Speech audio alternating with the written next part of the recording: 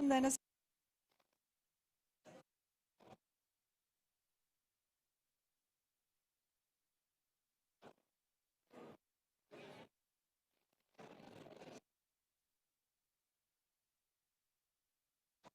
can you ask you?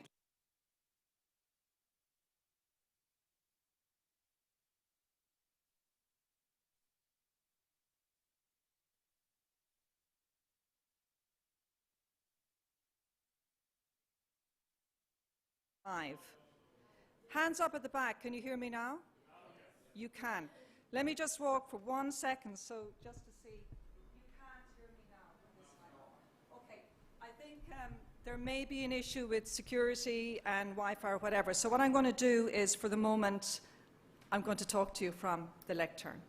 So, ladies and gentlemen, good morning to you all. On behalf of the Spanish Presidency of the Council of the European Union and the European Commission, with the Rural Pact Support Office, I would like to welcome you all to this year's High-Level Rural Policy Forum, Shaping the Future of Rural Areas, and welcome to this magnificent venue, El Parador de Sigüenza. I hope I pronounced it correctly.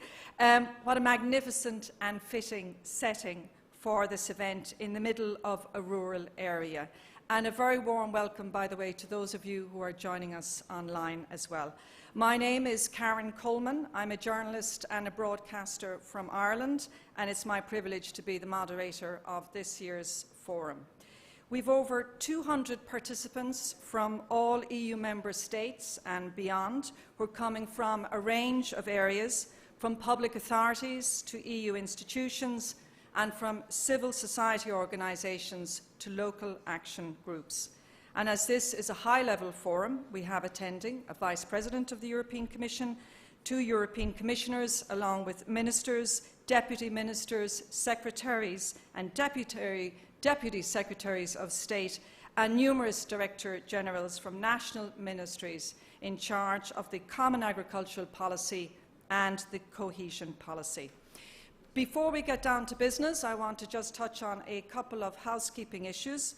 Firstly, can I please ask you to put your mobile devices on silence? Please wear your badge at all times throughout the day. Wi-Fi is available, and you should be able to see the codes behind me on the slide. If not, the network is called Paradores, and the password is Paradores1928. It may also ask you for a PIN if you're not resident in the hotel, and that PIN is Paradores1928. You'll also get this information from the registration desk at the, outside the room. Emergency exits are at the back of the room. I'd also like to inform you that on each chair you will have seen a flyer with a QR code. That will show you how to register as a member of the Rural Pact community and share a commitment to act towards the vision. The event is web-streamed in English and will be recorded. I believe all of you have given your consent to being recorded and having your photograph taken, but in case you change your mind and you'd rather not be videoed or photographed, please contact the organisers, who will give you a different coloured lanyard to reflect that. There is one shuttle bus at 16:30 for those of you who need to take an early flight from the airport, and it's going to stop at Terminal 4. The other shuttle to Madrid Airport and City is at 1900 after the forum finishes. Today's plenary sessions will be interpreted in English, Spanish, Slovenian, Portuguese and French, and you will have your channel numbers there for the language you need. Can I just ask you a big plea from the organisers for your interpretation unit? They're expensive, so please always hand back the actual interpretation unit itself when you leave the room. You can keep the headsets until the end of the day and then hand them back as well. But please, please make sure you hand back the interpretation units every time you leave the plenary, and then also at the end of the day with the headsets. You will see from the agenda that you will have seen before We have a packed day today, and in order to get a full agenda, you can either get a printed one, there are 70 or so printed outside the room, or you can access the agenda by accessing the QR code on your lanyard badge. So today's forum provides the opportunity to gather key political actors to advance the political agenda for the future of rural areas. We hope it will help to prepare a fruitful debate for the Council of the EU and support Member States in taking action to unlock the potential of rural areas in achieving the objectives of the long-term vision of rural areas. And another aim of today's event is to help achieve greater complementarities among different policy instruments and strategies. As you've seen from the agenda, it's very packed with a mix of plenary addresses, panel debates and parallel sessions, not to mention the all-important networking opportunities. So we have a busy day ahead. Let's get started. We will begin now with opening remarks by the Spanish Presidency of the Council of the EU and the European Commission. And it's my pleasure now to introduce our speakers and invite them on stage. Luis Planas, Minister for Agriculture, Fisheries and Food with Spain. Janusz Wojciechowski, the Commissioner for Agriculture, European Commission. Elisa Ferreira, Commissioner for Cohesion and Reforms, European Commission. Mercedes Caballero, Secretary General of EU Foods, responsible for cohesion policy funds with the Ministry of Finance in Spain. You're all very welcome. Please join me on stage. Ladies and gentlemen.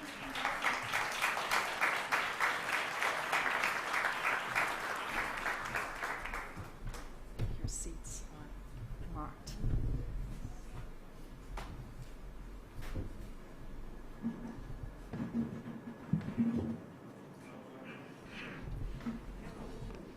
And now to make some welcoming remarks, I'd like to welcome Minister Planas. Minister. Muy buenos días a todos y a Good todas. morning, everyone. Thank you very much, Karen.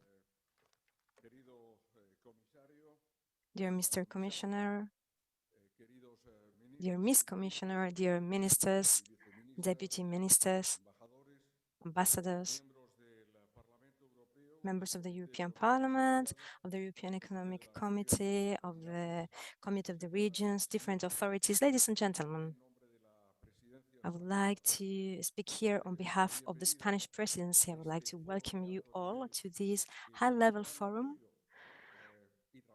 We are very proud of being here today. We have been working a lot, and we are here jointly organizing this with the European Commission. This is one of the highlights, at least for me, for this European presidency. But this is also a highlight for the whole Spanish presidency of the European Union. This is the 5th time since 1986 that Spain is assuming the European presidency of the Spanish presidency of the Council. So welcome you all. We are in a magnificent place,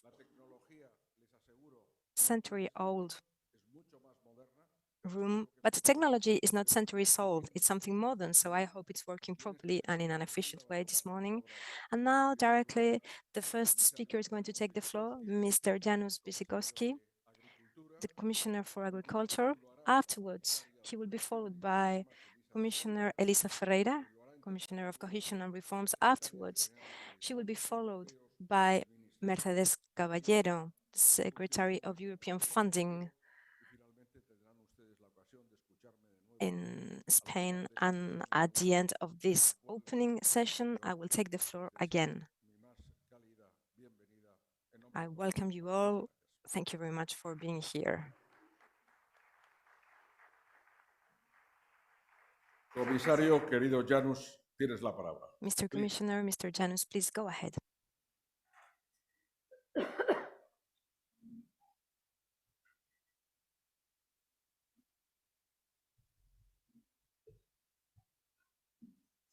Minister Luis Planas, Commissioner Elisa Ferreira, Secretary General Mercedes Caballero, distinguished guests, ladies and gentlemen. It's my great pleasure to join you here in the beautiful and historic city of Sigüenza. On behalf of the European Commission, I would like to thank the co-organizers of today's conference, the Rural Pact Support Office and the Spanish Presidency. Indeed, it is a good moment to have this conference and to renew our conversation on the future of rural areas.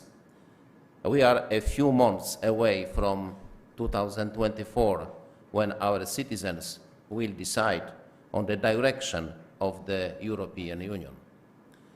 Approximately 137 million of these citizens, or about 30% of our total population, live in rural areas. These people face long-term challenges that make up the daily reality of rural life, the reality of fewer jobs and fewer services, of declining facilities and declining populations. In 8 months' time, these people will ask, what is being done at the European level to solve these issues? What can the European Union do for the future of my rural community? Ladies and gentlemen, with the long-term vision for rural areas, we can provide concrete answers to these questions. But we must work together to achieve the aspirations of our vision, to make the most of our actions, and to maximize results for rural citizens. We need to maximize the potential of the Rural Action Plan. Here, I am glad to say that all 30 actions are now underway. For example, we have launched the Rural Revitalization Platform, where communities can exchange and collaborate, as well as networking initiatives on smart villages, rural mobility, and rural energy communities.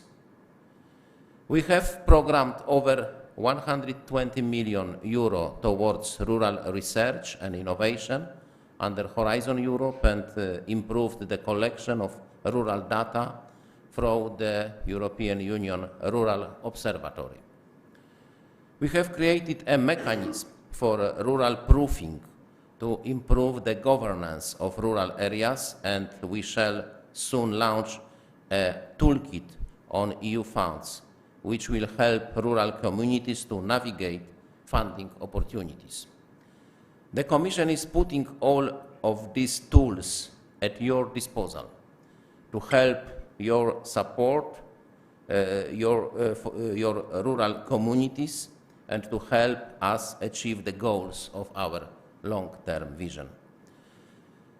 And to achieve the goals of our vision, we also need to maximize the potential of our policies. The Commission has recently completed a stock-taking exercise and how the Commission agriculture policy and the cohesion policy contribute to the goals of our long-term vision.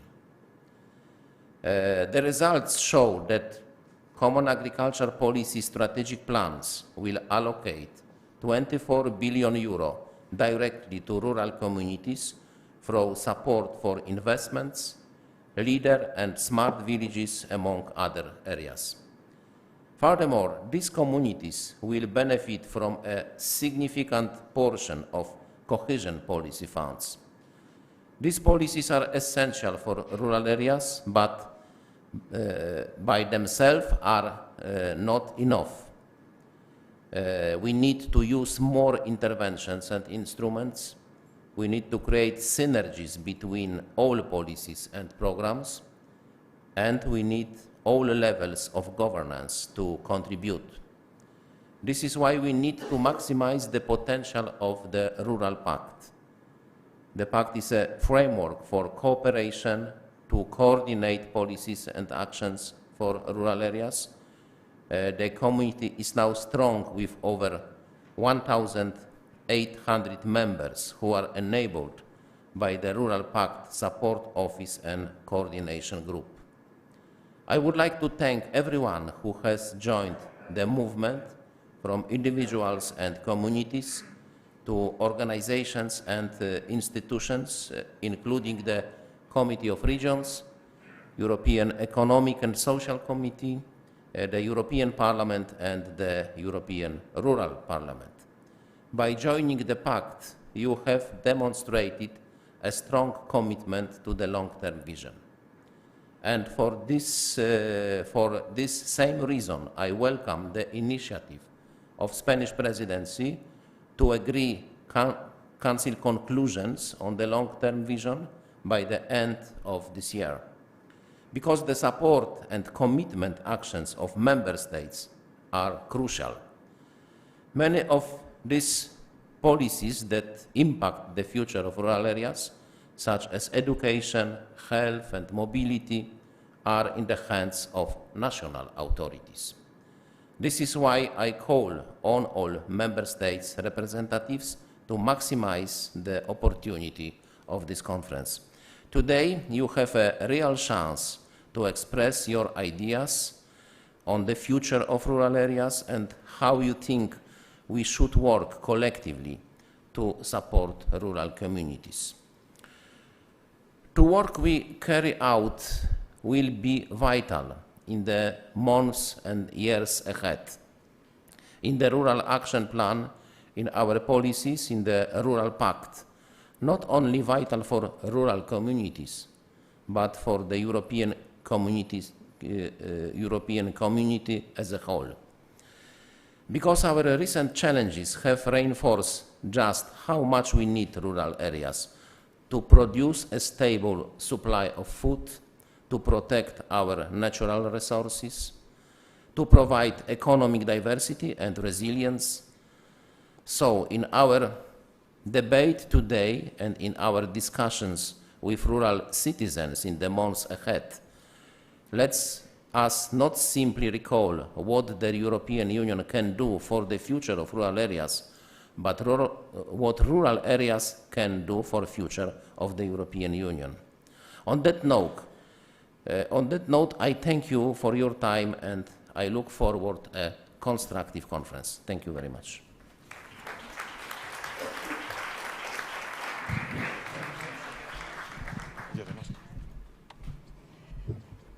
Thank you very much, Commissioner. And now I'd like to welcome to the lectern our next speaker, Elisa Ferreira, the Commissioner for Cohesion and Reforms with the European Commission. Commissioner.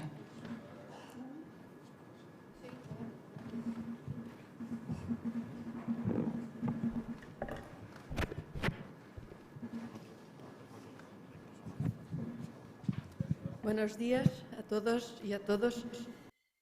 Querido. Good morning, everyone, dear Minister Luis Planas. Dear Vice President of Castilla-La Mancha, Mr. Martinez Guijarro. Querido dear Janusz Wojciechowski, dear Commissioner, dear Secretary General Mercedes Caballero, dear members of the government, dear members of the European Parliament, of the National Parliament, representatives of the Committee of the Regions and the Economic and Social Committee, all of you, in particular, dear friends of rural areas. My thanks to the Spanish Presidency for organizing this forum with us and bringing all of us together here to work, in fact, on the rural vision, on our common vision for the rural areas. Today we have important discussions ahead because, in fact, as it has just been said, rural areas matter.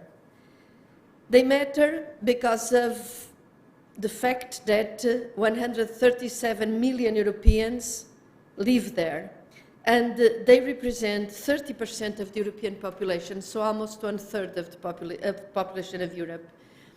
But these areas, the work of these people, of these citizens, is key to our sustainability, and to our autonomy goals. They cover 83% of our territory and are the source of so many assets: biodiversity, food, sustainable raw materials, renewable energy, cultural and natural heritage. All Europeans, wherever they live, we all depend on rural areas. For a strong European Union, there is a need for strong rural areas. The European Commission, as my colleague Janusz Wojciechowski just recalled, the European Commission has recognized their importance with the long-term vision for rural areas, which defines and frames policies, strategies, investments in these areas. Alongside national investments and investments of the Common Agricultural Policy, cohesion policy plays a key role in strengthening and empowering rural areas. Our new programs provide investments. When I talk about news, is for the period 2021-2027. Cohesion policy provides 392 billion euros for all the regions across Europe, with a particular focus, naturally, on least developed regions. They need our support to catch up, to grow faster, where in fact it is among these areas, these less developed areas, that there is a stronger presence of problematic rural areas, those that need an extra support to speed up their convergence. But cohesion policy is much, much more than money. It is a development tool supporting the investments and strategies of local partners. It supports local actors as they take stock of their strengths and weaknesses through cohesion programs, namely through community-led local development. Cohesion is it's a very, very strong place-based policy in the EU, enabling strategies and investments tailored to the specific needs and assets of the different territories. In addition, cohesion policy is promoting several other initiatives, in fact, to give visibility, to give a place in our strategy to the territorial dimension of the challenges that the European Union is facing. When we think about, and we're going to speak about, the green transition, the digital revolution, demographic winter, this has visibility from a territorial perspective, and we have got to be aware of this. All the horizontal policies have a differentiated impact on the territory. They print a mark on it. Many rural areas face the challenges of depopulation, losing jobs and losing people. Here in Spain, we see a lot of this, unfortunately, with the phenomenon that the government has already identified and addressed with España Vacía, Empty Spain. For example, in this province, the province of Guadalajara, the provincial capital and its Corredor de Henares account for almost 90% of the province's population. With the 2023 communication, Harnessing Talent in European Regions, the Commission set up a talent booster mechanism providing tools for regions facing demographic and labor market challenges. In most of the 21st century so far, most new jobs, in fact, have been created in large cities, and certainly most of the high-paid jobs take place exactly in the big cities. Our vision and policy priority is one that tries to do the utmost to rebalance this trend, fostering a polycentric development, not just of large metropolitan areas, but also small and medium towns, as well as rural areas, which can and should spur economic growth and job opportunities across countries. All the country has got to contribute to the common good. Moreover, the opposition between urban versus rural areas is absolutely counterproductive because cities, towns, and rural areas have a symbiotic relationship and strong interdependencies. While big cities may concentrate high-level education, high-level hospitals, corporate jobs, and advanced medical care, towns, villages, and rural areas must offer civic amenities for basic living, like schools, healthcare facilities, digital connection, the minimum that you require to be a European citizen in the 21st century, I would say. Moreover, ICT systems offer us the possibility of instantaneous communication irrespective of location, making peripheral and rural areas potentially very attractive places for a better living condition and for the location of companies. In fact, in functional areas, urban-rural linkages play a key role for the harmonious development of the whole area. But this will not happen either naturally, there is no invisible hand that makes convergence happen, nor by accident. It requires planning, the outline of a vision that includes bottom-up engagement and coordination among the different policies and financial instruments.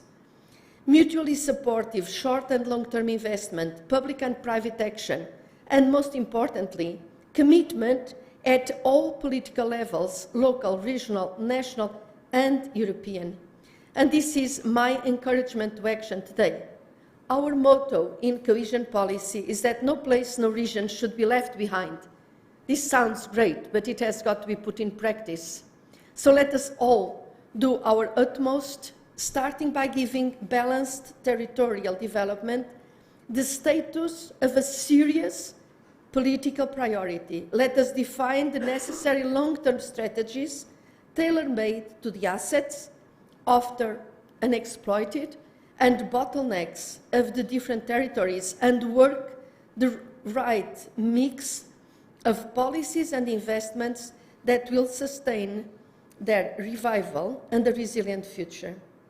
Let us make European and national horizontal policies more sensitive to the asymmetric nature of their impact on the territory and to the diversity of our regions.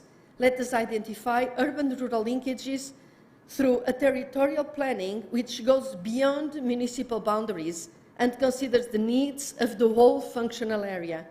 And let us focus on helping rural economies to diversify and innovate across industry and services, looking at the bioeconomy and the circular economy, renewable energy production and ecosystem preservation, sustainable tourism and culture. This work is already happening, and I applaud all of those here today who are actually making it happen. But time is pressing, and we look at the demographic prospects in many rural areas. So let us move up the gear of the Rural Pact, and let us do all we can to help rural areas live up to their full potential, with none of them in reality left behind. Muchas gracias. Thank you very much.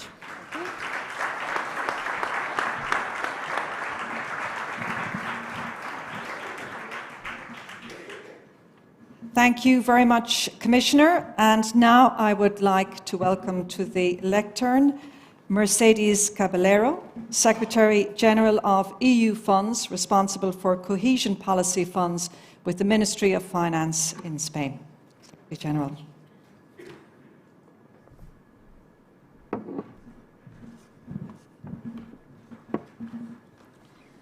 Pues muy buenos días a todos. Permítanme, en primer lugar, dar las gracias. Good afternoon, everyone. First of all, I would like to thank the Ministry of Agriculture for inviting me to be here today. Thank you very much to commissioners for being here again. It's a pleasure to see you here again, and thanks to all the authorities of Castilla-La Mancha, European institutions, European and Economic Social Committee, Committee of the Regions, different institutions, and thanks to all the persons who are here present today. We are showing here today the importance of cooperation and the search for synergies between different public policies in order to achieve a common goal. The European agricultural policy and the different funding around, they conceive what happens with rural development because they focus with what happens in rural areas. Secondly, cohesion policy has always been a fundamental pillar for developing the regions in the European Union, thinking about convergence and about reducing diversity and differences. These differences are more present in rural areas because they are losing population and they have different economic assets if they are compared to other urban areas.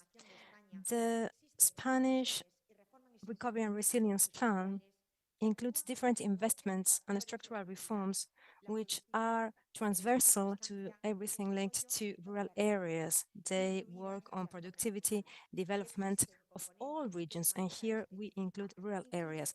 And there are different specific components targeted to rural areas. Component 3 for agriculture, but also many transversal components, for instance, those linked to energy, who are also having an impact in rural areas. Of course, there are also different things linked to demographic challenge, economy, care, broadband, and many other things that I could list here. Agriculture, cohesion, and structural reforms are all together, and they have to be integrated in order to have a real future for rural areas. Rural development is linked to territorial cohesion. That is why when we talk about the programming of European funding, specifically about the structural funds, we think about something which is key because this is the way to ensuring convergence and way of living in rural areas.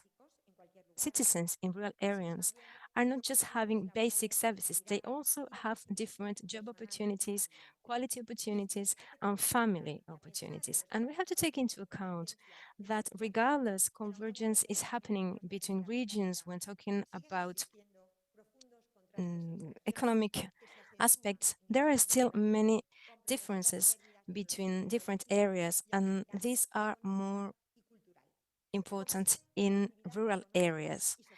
When we talk about culture, economy, we see them more in rural areas. And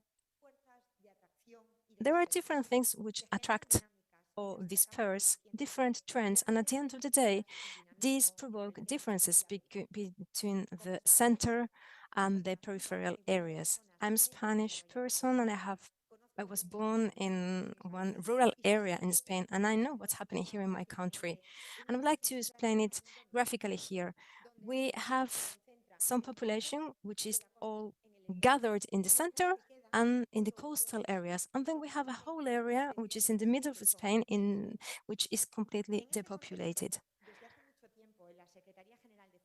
The General Secretary of Funding is working, thinking about different programming, about different partnerships, and is working together with the European Commission. And we have all been working together and discussing a concept, which is the concept of a urban-rural area, because some areas are rural because of their features, but this does not mean that they do not have right to basic services.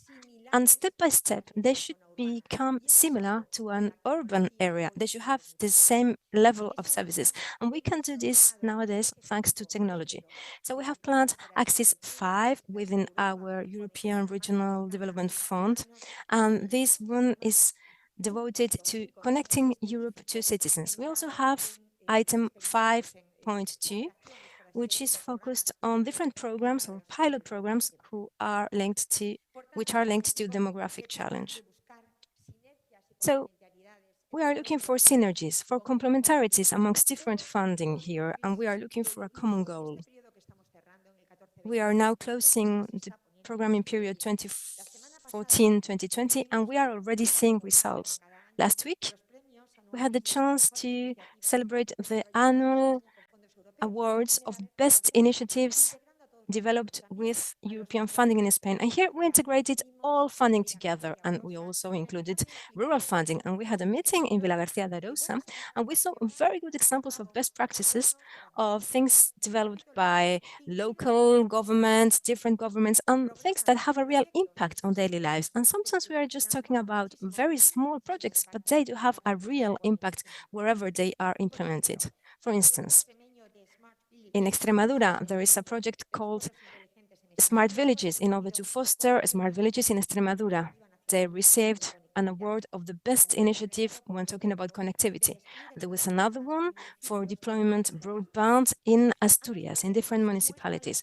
Both projects show the awareness of funding and the importance of rural funding.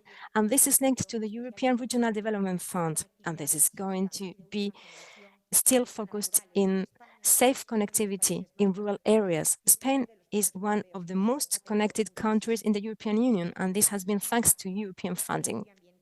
When talking about environment, BTSAF was another project awarded. It was financed by Interreg, Spain, France, Andorra, and it was created in order to improve the adaptation of climate change for cross-border vineyards. They had specific sustainable agronomic practices. The multi-regional program, thanks to Interreg, is also helping to have different initiatives which are linked to protecting biodiversity, and it also focuses in different mitigation and adaptation initiatives towards climate change. It works against natural catastrophes, such as fires, for instance. And I can also talk about other examples in FEADER, the project Skies of Sierra Morena.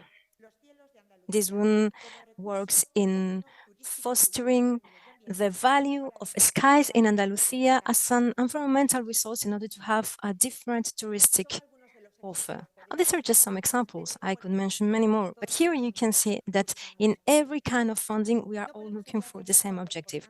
And we cannot forget that there is also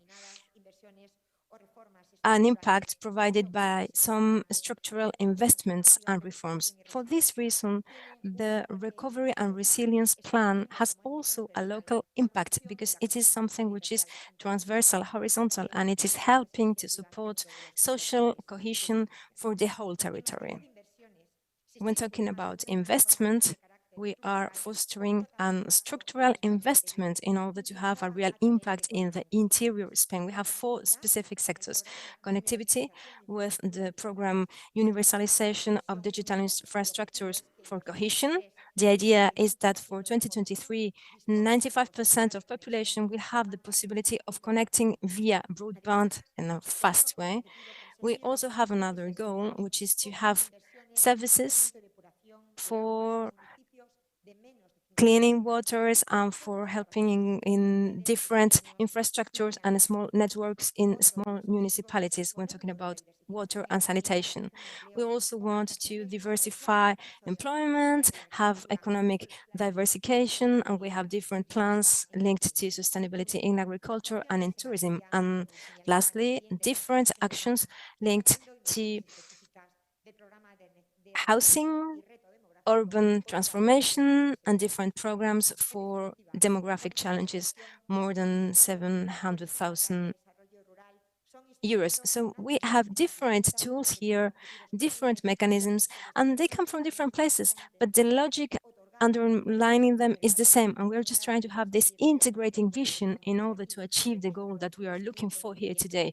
We want to keep contributing to develop rural areas.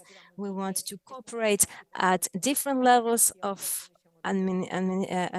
different levels, and we also want to cooperate with the European Commission.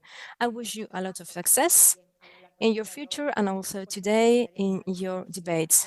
Your secretary, my secretary, will be here to cooperate with you if necessary. Thank you so much.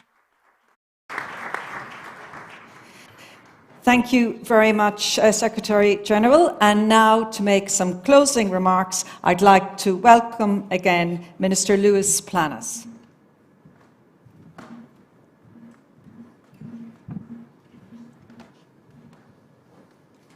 Bueno, pues muy buenos días de nuevo a todos.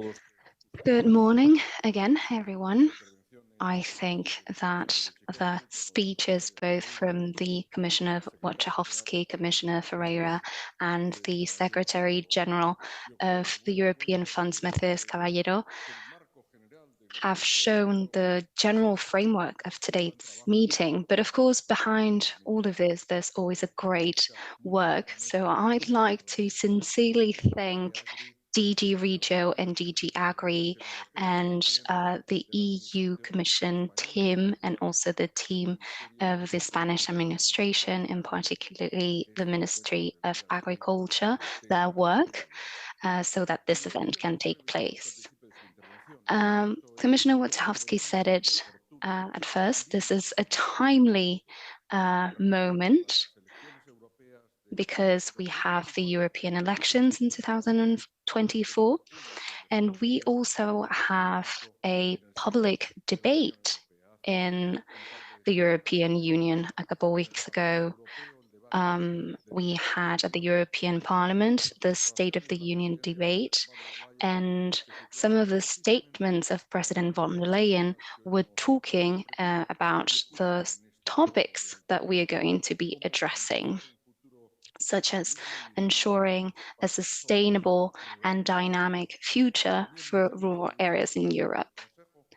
Also in the Council, 10 days ago, with the participation of Commissioner Wojciechowski in the Agri Committee, we've talked about this in the advancement of a European dossier. We're talking about 30% of European population, 80% of the territory. It varies from state to state. But when we talk about with two population, we all think about the north of Europe, Lapland. But we have here the president of the Castilla-La Mancha government, and they know that the problem of depopulation is a reality here in Spain as well. The Secretary General said it beautifully, and this is a reality that we cannot hide from. I'd like to say something that is key. We're not talking about square meters. We're talking about men and women. We're talking about people. We're talking about European citizens that deserve a future. Therefore, it is key to have this debate today, and the debate that we are carrying out at the European Union to allow the development of our rural areas. Objectives that will only be a reality if we achieve a good development for our citizens, which means sustainability and profitability of their farms. They've talked about infrastructures, connectivity, transport, digitalization, public services, social services, healthcare. These are all necessary. And we have also two other elements: generational renewal.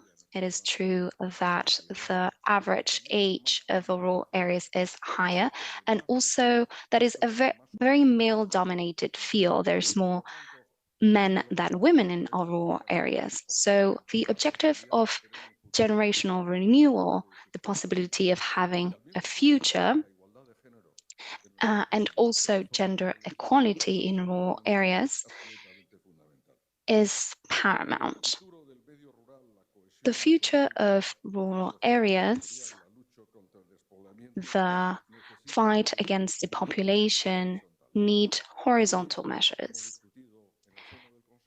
We've talked about this in the Council with the Commission's proposal, the communication of 2021, which is the base of this conference and this debate process. And we also have to highlight it. We have to be proud of it, because here we have different members of the European Parliament and the Social and Economic Committee. And we have to keep moving towards that objective. We need that action plan and that rural plan that is absolutely paramount. And the priorities are key. We have to promote the agri-food production, gender equality, participation of rural communities, entrepreneurship and innovation. And at this time, food security is, of course, one of the priorities of the European Union. It is a big politic priority. Next week, we will have a summit with the different presidents of member states in Granada on the 5th and 6th of October, where we are going to be talking about the strategic sovereignty of the European Union. We're going to be talking about our defense, security, our energetic autonomy, and also food security. And I think that in order to achieve all of that, our natural resources are key. Both the Commissioner and the Secretary General have talked about European funds, and I think that we still have a lot of work ahead of us, because there's a lot of differences between the agricultural funds, the Next Generation EU, the European Regional Development Funds, the European Social Fund Plus, the Horizon Europe, so that they can bring more results to achieve that goal of the functional treaty of the European Union. Therefore, it is very important that in the framework of the Rural Pact, we are able to achieve these objectives. We are going to be trying to achieve by November, the Commissioner was just talking about this, the Spanish presidency is a very ambitious one for Europe. So we are going to be trying to achieve some policy conclusions in the Council in relation with what we are going to be talking in this high-level forum. Therefore, we are going to be collaborating with the Commission and different other European bodies,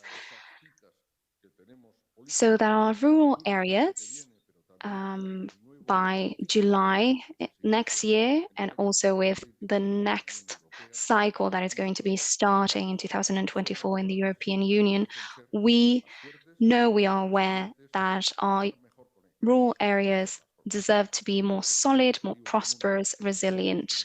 And I think this is a common objective that we all share, everyone that's here in this high-level forum, organized by the European Commission and the Spanish government.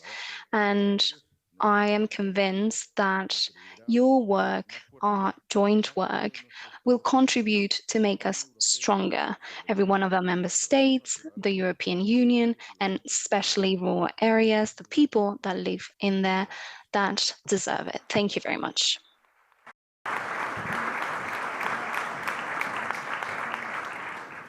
Thank you very much, Minister Planas. Thank you, Commissioner Wojciechowski, Commissioner Ferreira, and Secretary General Caballero. Thank you so much for your contributions. You're free to go. So, thank you. Minister, thank you.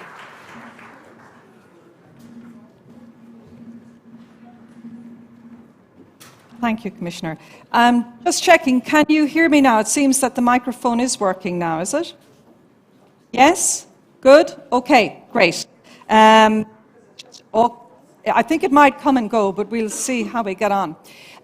Because now it's time for our first panel discussion, and the theme of this session is taking stock of existing policy support and looking forward.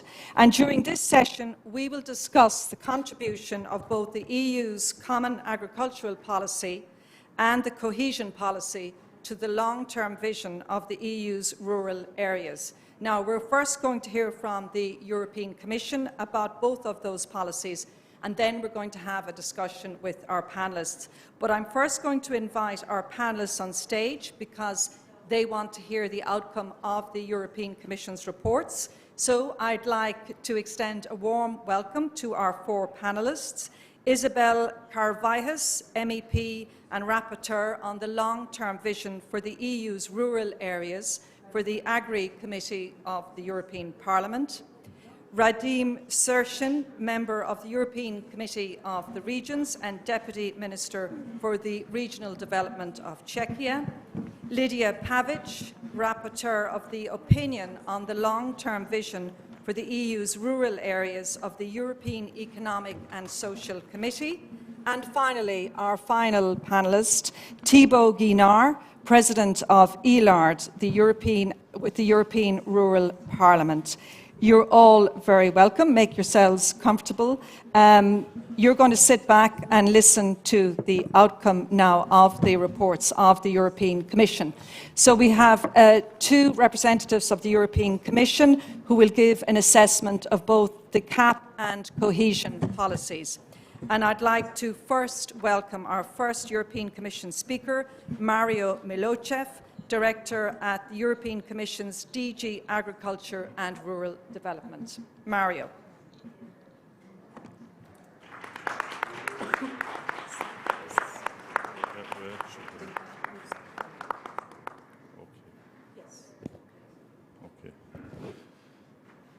Good morning, ministers. Good morning, Commissioner. Good morning, ladies and gentlemen. It's a pleasure to be today here.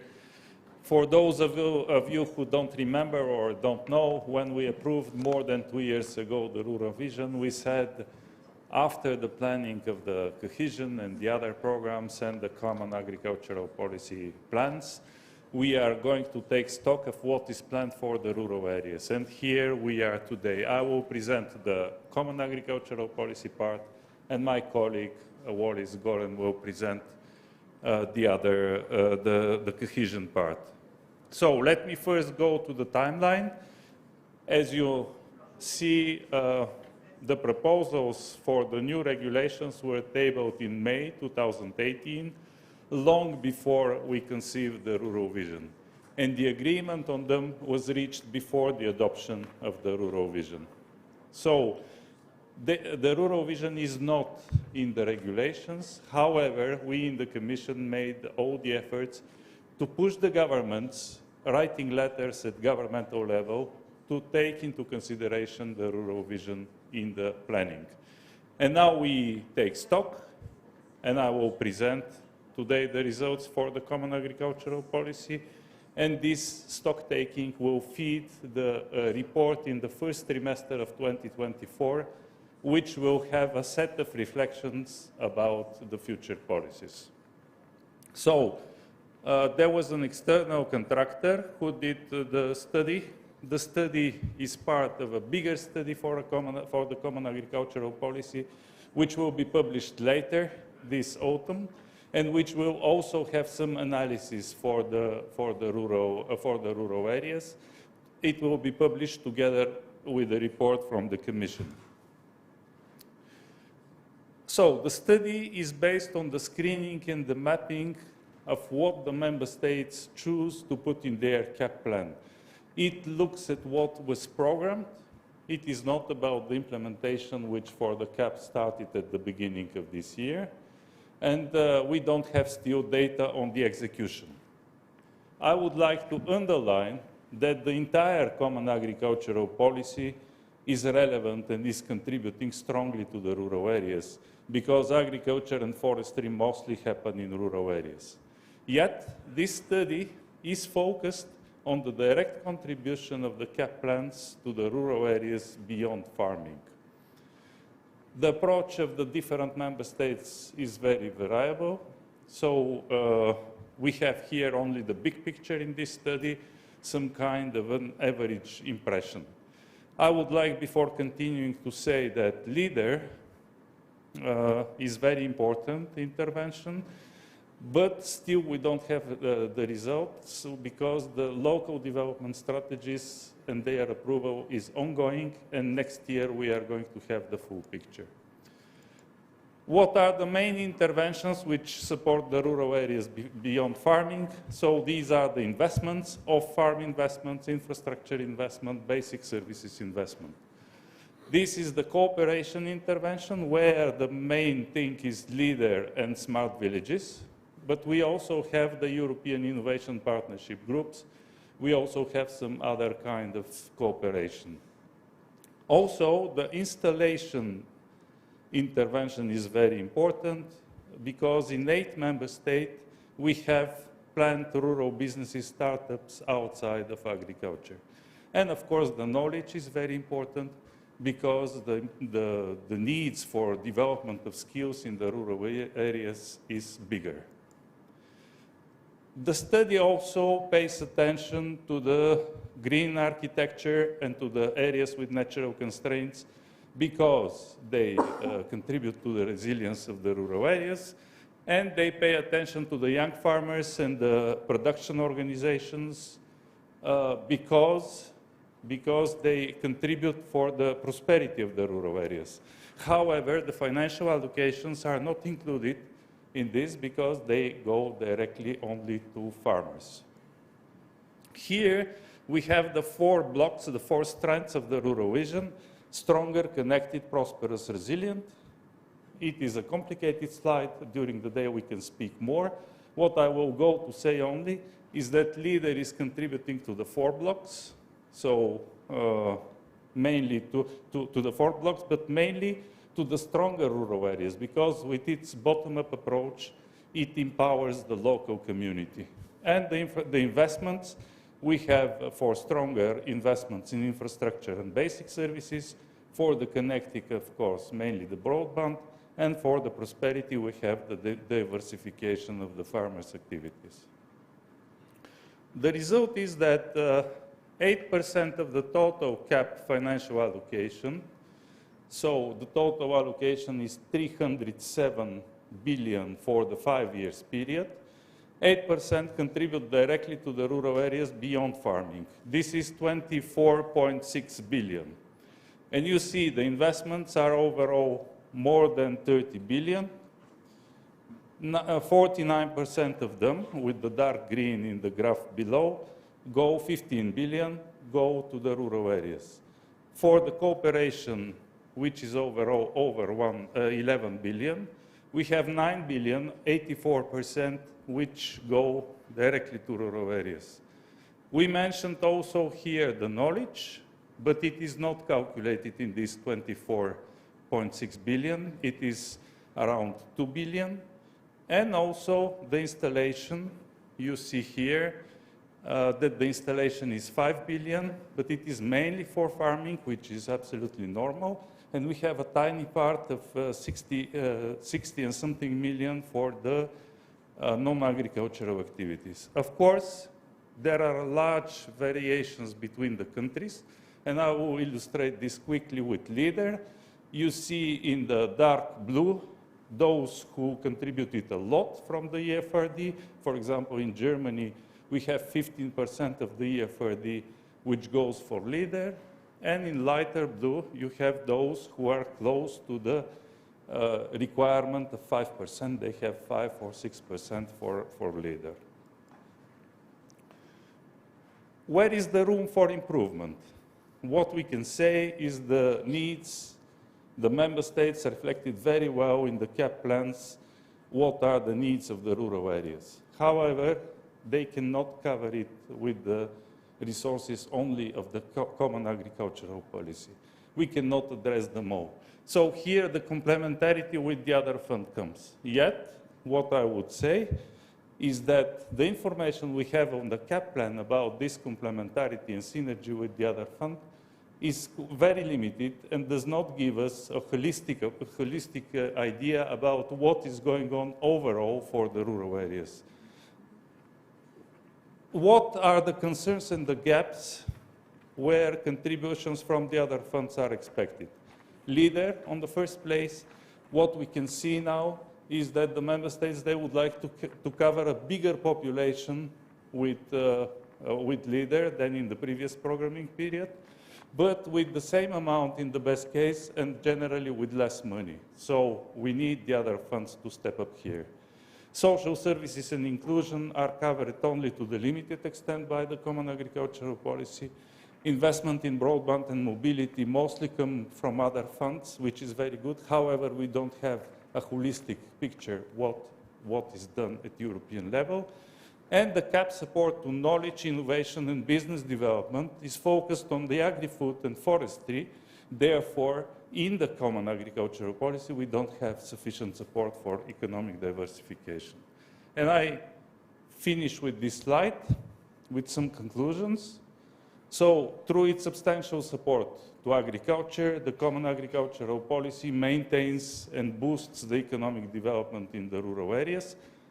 But although the farmers are key for the food security, they are only a small part of the rural population. The Common Agricultural Policy regulatory framework provides many possibilities and flexible ways to support a wide range of activities in rural areas. Yet, the priorities are too many, the objectives are too many, and cannot be covered. Rural areas are only one of the priorities.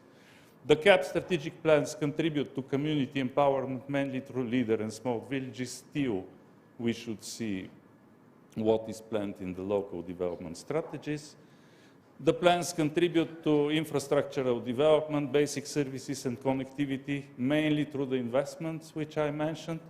However, the needs in these areas are much bigger and cannot be covered by the CAP. And finally, the CAP plans contribute to environmental and climate resilience. Nevertheless, this is done mainly through the instruments concerning agriculture and forestry, and the needs of rural areas are bigger. With this, I would like to pass the floor to my colleague Wallis for the cohesion policy.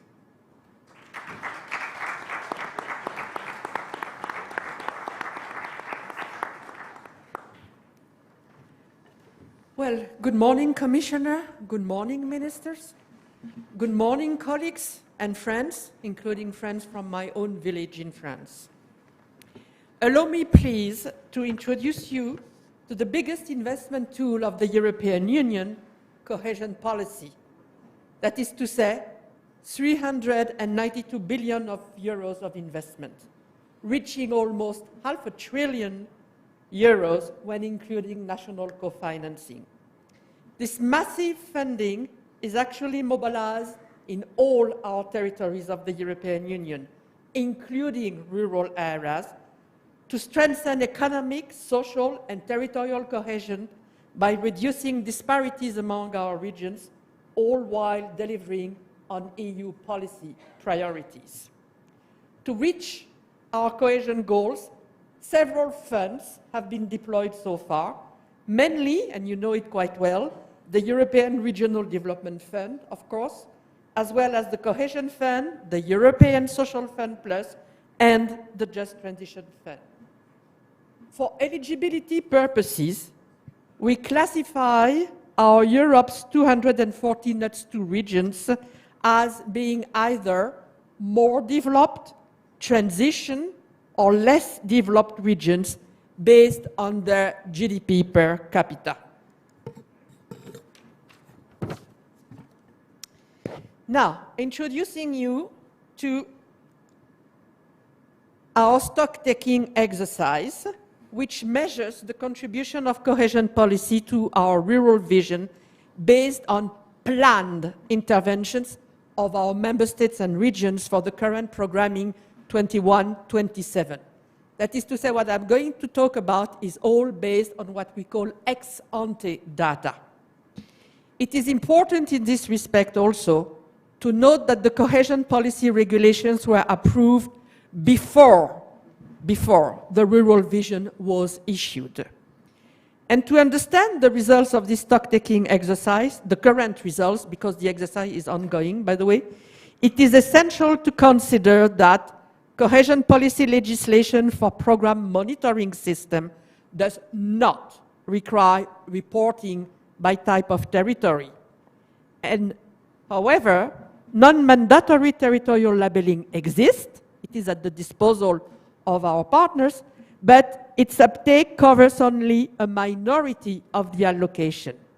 It is therefore inherently difficult to limit cohesion interventions to a single type of territory, because our intervention with cohesion policy by nature have a wide territorial impact, as Commissioner Ferreira explained before. Overall, and on top, I should rather say, methodological constraints. Actually, 79% of our planned investments are not yet territorially tagged. All this results in a massive underestimation of cohesion policy direct support to rural areas, while non-territorially tagged and indirect support to our rural areas simply cannot yet be quantified. Now, moving to our instruments and policy objectives under cohesion policy. Cohesion policy allows, you know that cohesion policy operates under shared management with the member states and regions. It allows our managing authorities to make use of territorial instruments such as the community local-led development projects, which are very much inspired by the LEADER methodology. So with our territorial instruments under all our policy objectives, we can grant further thematic flexibility and give the possibility for fund combination, facilitating synergies and coordination among the different funding sources. And the new place-based and cross-cutting policy objective 5, Europe Closer to Citizens, allows for the delivery of integrated bottom-up development strategies in local context, be them urban or rural, and include a specific sub-objective focusing on areas other than urban areas. Finally, I should add that cohesion policy comprehensively addresses the demographic situation in EU regions. And I was very glad to realize that 25% of our member states' partnership agreements refer to strategies addressing depopulation challenges, with the majority of them, of course, tackling rural areas. Now, our contribution, the contribution of cohesion policy to the vision blocks of action. Given the overarching nature of cohesion policy objective 5, getting closer to citizens, going straight to the local level, cohesion policy fits in all 4 blocks of action of our rural vision. In this graph, you can see that, for instance, the stronger goal is supported by policy objective 1 and 4. The digital transition and the social and just transition. More connected rural areas are supported by policy objective 1 and 3, the third objective being all about a more connected Europe by enhancing mobility. The prosperous goal is backed by policy objective 1. Once more competitive and smarter Europe, the digital transition. And our action relating to more resilient rural areas are supported by policy objective 2, a greener low carbon transitioning towards a net zero carbon economy. So we call it in our jargon the green objective. And of course by policy objective 4, which is our social objective. And you can see on this slide as well what are the very practical operational elements of relevance to rural areas that are supported under the cohesion policy objectives. Now, turning to the results in terms of financing programming. Based on the analysis which is undergoing, we have found that out of those funds which are territorially tagged, and a very little proportion of them are territorially tagged, 12 billion euros were directly and explicitly allocated to rural areas. And this figure goes up to 17.7 billion euros when we include mountain and island territories, which, by the way, are essentially rural by nature. However, what is important to bear in mind is that, as I already said, but I prefer to repeat it, is that for 79% of the funds, our member states have not specified yet on which territories our funds will be used. And this means very clearly that cohesion support to rural areas can only be underestimated, and I would dare to say massively underestimated, while the funds going directly to them being significantly, massively higher. This means that this figure of 16% is only a minimum, a very minimum, that goes directly to rural areas. And to this end, we need to add the support from national programs that benefit all territories and for which rural citizens enjoy their fair share. And of course, all indirect support that under this methodology cannot be measured. These figures that you have in front of you are therefore an ongoing work, and we will soon calculate the so-called per capita figures, aid intensity, if you prefer, that better reflect that rural areas indeed receive a higher proportion than other type of territories. Now, turning to policy consideration derivated from this stock-taking exercise. What is clear is that cohesion policy targets predominantly less developed regions and transition regions. And this means predominantly rural regions. 69% of predominantly rural regions are located actually in less developed and transition regions. And those two categories of region receive 72% of the total budget allocated to the European Regional Development Fund. This clearly demonstrates, if need be, that the focus of cohesion policy largely benefits rural areas. And interventions that are not territorially tied support rural areas in a wide range of sectors. And in this respect, as Commissioner Ferreira said it, the polycentric structure of Europe, with thousands of small and medium-sized cities like Sigüenza, for instance, means that they are acting as anchor point for rural areas, providing them with the type of services which are very much needed by our families in rural areas. And this explains why even interventions that are tagged as urban, when taking place in small cities, have an impact on rural citizens. And you are very well placed to realize that in Sigüenza. Therefore, to facilitate truly integrated interventions, we promote, as Commissioner Ferreira said, the so-called functional area approach and the strengthening of urban-rural linkages, because these two types of areas have plenty of interdependencies in common.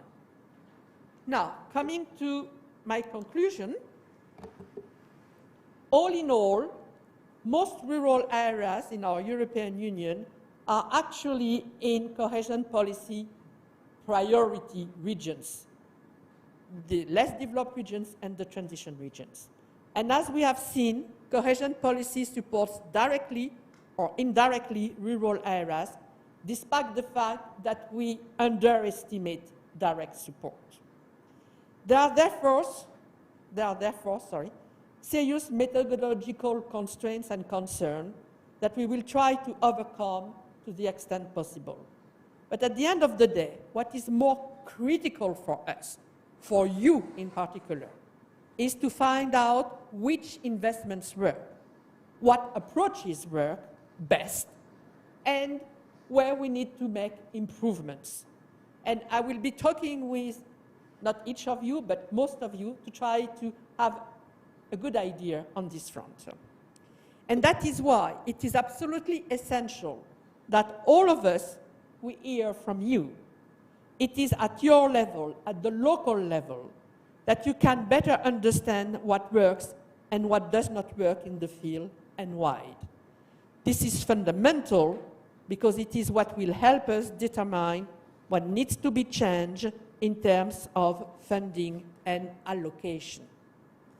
Thank you very much for your attention, dear colleagues, and please do not hesitate to reach me or my colleague Mario for further information on our policies, respective policies, CAP and cohesion policy, contribution to the rural vision. And please, please, get your friends, your colleagues to join the Rural Pact community if they have not yet done so.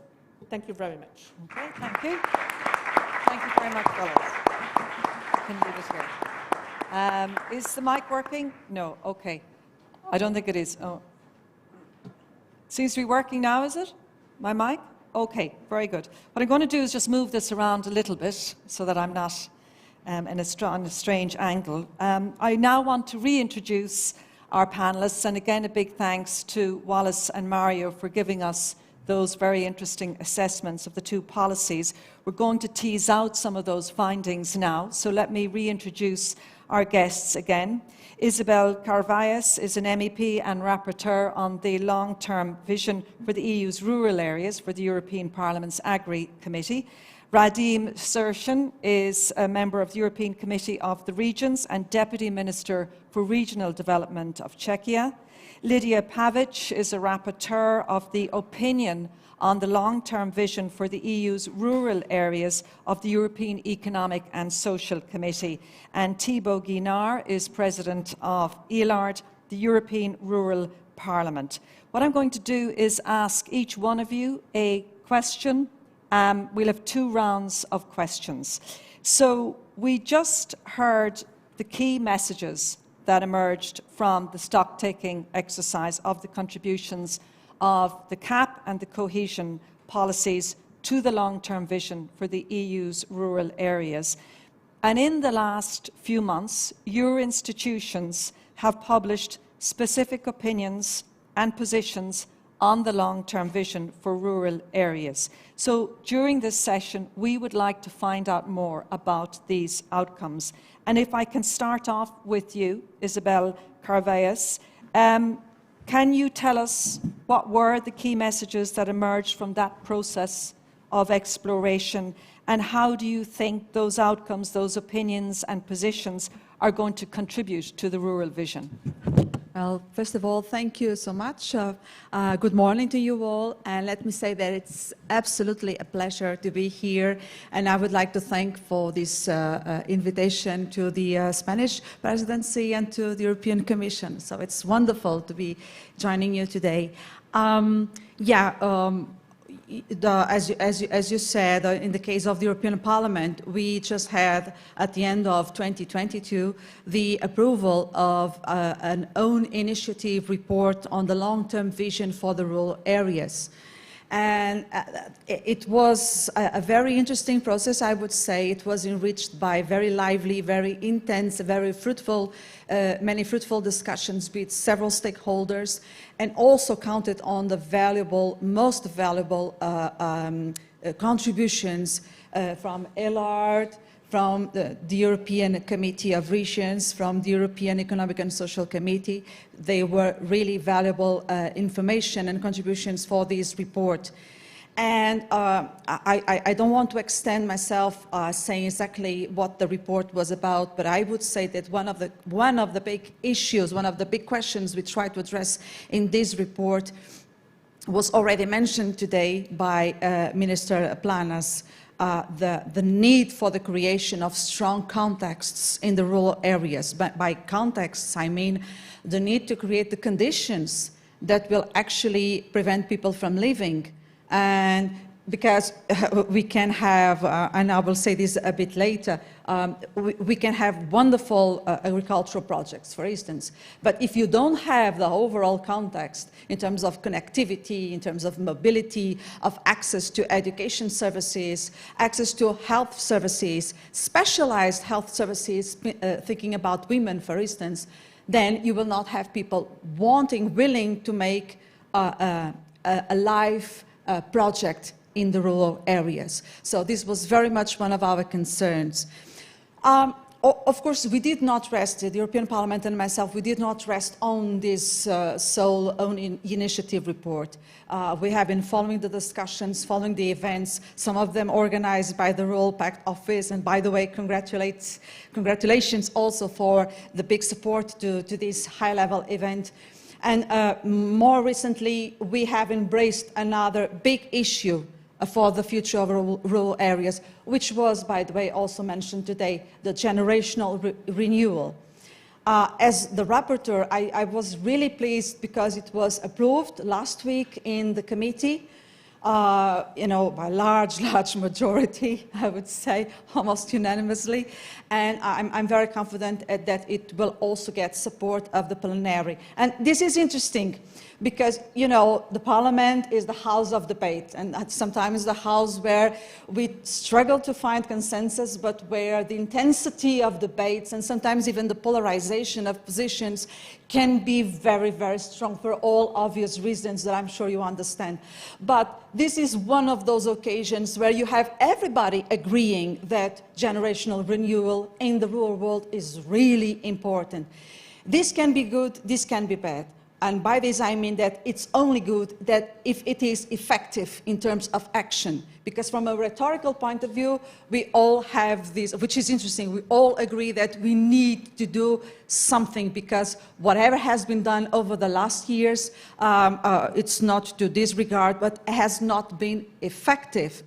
And saying this, I could not help looking over the last 2 years to the fact that, for instance, the EU Council didn't put the long-term vision for rural areas, you know, with a spot, with a highlight that actually it deserves. So I'm really also very glad to see that the Spanish presidency has put the rural areas on top of its priorities and is also announcing here that we will have finally EU Council conclusions. I find this very, very important. Okay, and we might touch on that a little bit more and what else needs to be done. I want to quickly get in the rest of our panelists. Thank you very much for that. Radim Sershan, from a member of the European Committee of the Regions and Deputy Minister for Regional Development of Czechia, so you're very familiar with the issues of rural development. From the investigations your institution has done, what are the main findings that have emerged? So, good morning, ladies and gentlemen. It's also a great pleasure to sit here in this beautiful place. You know, my surname, Sershen, means hornet in English, so I always think into the wasp nest, and I will be a little provocative maybe also here, because we need to discuss, because I hope that the biggest head of mine and most of you here, that we are proud rural citizens, and we agreed with Celine last night during the dinner that we enter the politics not being professional politicians, but to help, first of all, my rural area, then the Czech rural areas and the European rural areas. So I am for 13 years already a rural mayor, and I am always trying to bring the local expertise to the national and European level. Because Europe is a house, you know, it's, I like this kind of metaphor of the previous president of Committee of Regions, Issy Kostas, that the strong foundations is the local and regional level, the member states are the walls, and the European Union is the roof. And we cannot always the national politicians blame the European Union for doing something not well. And I will surprise you that on today I will more criticize the national levels, because we do have tools. We have LEADER, CLLD. You know, it's amazing tool which have been very successful. European Commission brought a possibility to use multi-fund CLLD. Which countries are using that? The Czech Republic, then just a few countries, very small amount of other funds. And a lot of countries are stepping down out of CLLD. Why? Because we have a tool and we are not using it. Second thing, smart villages, amazing concept. But we cannot rely on 5% budget from CAP, sometimes competing with LEADER in some countries. That's not a solution. Can we build up energy communities out of those 5%? Can we make the broadband? We cannot, you know. We have rule proofing, amazing concept. But does it work the same as territorial impact assessment? Do we have the methodology? We are just talking about it, but we don't have the methodology, and we need it not just on European, but on the local and regional level, and also national level. We have Rural Pact, you know, it's also a very nice tool, but does it work on all the levels, not just on the European, but the national level? You know, I don't think so. So we do have tools, but we are not using them, and this is the biggest criticism I would like to mention. It's also the citizens see it, because if you look at the geography of this content, we see that there are huge and bigger problems between the rural areas and the rest of Europe. And we will see the results, because the European elections is are the results, how we are doing the policy. And I'm afraid, and everyone in Brussels is afraid, what will be the result? So we really need action. We need to stop talking, and we need action on all the levels, not just European, but also national, regional, and local level. Because rural areas are not a museum, and when I talked to my colleagues from the United States, they are now preparing a concept of smart shrinking, that, you know, the patient is dying, and they are just giving new pills so that his death is nice. I don't want to speak about smart shrinking in Europe, never, and I wish that we just take the advantage, take the tools we have, and we try to develop. You know, it's not about the statistics. Always the Churchill said that the best statistics is the one I made myself. So, you know, I don't know if 16% is enough or 79%. In the Czech Republic, we give 60% from ERDF to the rural areas. And it's visible, I think, in this way. So we really should take all the resources. We should get out of the boxes, but this is the second question, I think. What are the recommendations? Yes, yeah. So I will turn to that. So we should really look out of the boxes because the situation is serious. We look to the geography of discontent and we need to act, and we have the tools, but we are just not using them. Okay, just very quickly, why aren't the tools being used? Why aren't we using the tools? Very quickly. Yeah, it's easy to say because, you know, the politicians are afraid to give the tools to the ground so that the people decide about themselves. And I'm also a politician, but I always criticize that because if just the place-based approaches and the possibility of the people, the principle of subsidiarity, we are always talking about it, but they are not doing it in reality. So we shouldn't be afraid. We have given the trust in the Czech Republic to the ground level, and I think we are all happy about what was achieved. So I think just the trust, just the trust, just the trust. Okay, thank you very much for that, Radim. To you now, Lydia, Rapporteur of the Opinion on the Long-Term Vision for the EU's Rural Areas for the European Economic and Social Committee. What were your main findings from that institutional search? Thank you and good morning to all. It's great to be among friends again. So just for you that don't know European Economic and Social Committee, we gather together Association of Businesses, Workers and other civil society organizations, and in our committee we are really convinced that future of Europe is depend on how we deal with rural areas. We also think that establishing connections between rural and urban areas is very important, and we have, even before the rural vision, our own opinion on that issue, but also the role of small towns for the development of rural areas and similar, and that's why we are really supportive of long-term vision, and we like to contribute. We are organizing different debates, and we try to involve our members, not just our committee in Rural Pact, and we are part of the Rural Pact coordination group. So what would we need? Rural policies need to be adequately integrated and resourced, and not just through CAP. And we already heard that what we need in rural areas, not just agriculture and forestry, but other activities, and we need connectivity, digital and physical public transport, education, health and other services. We are all aware of that.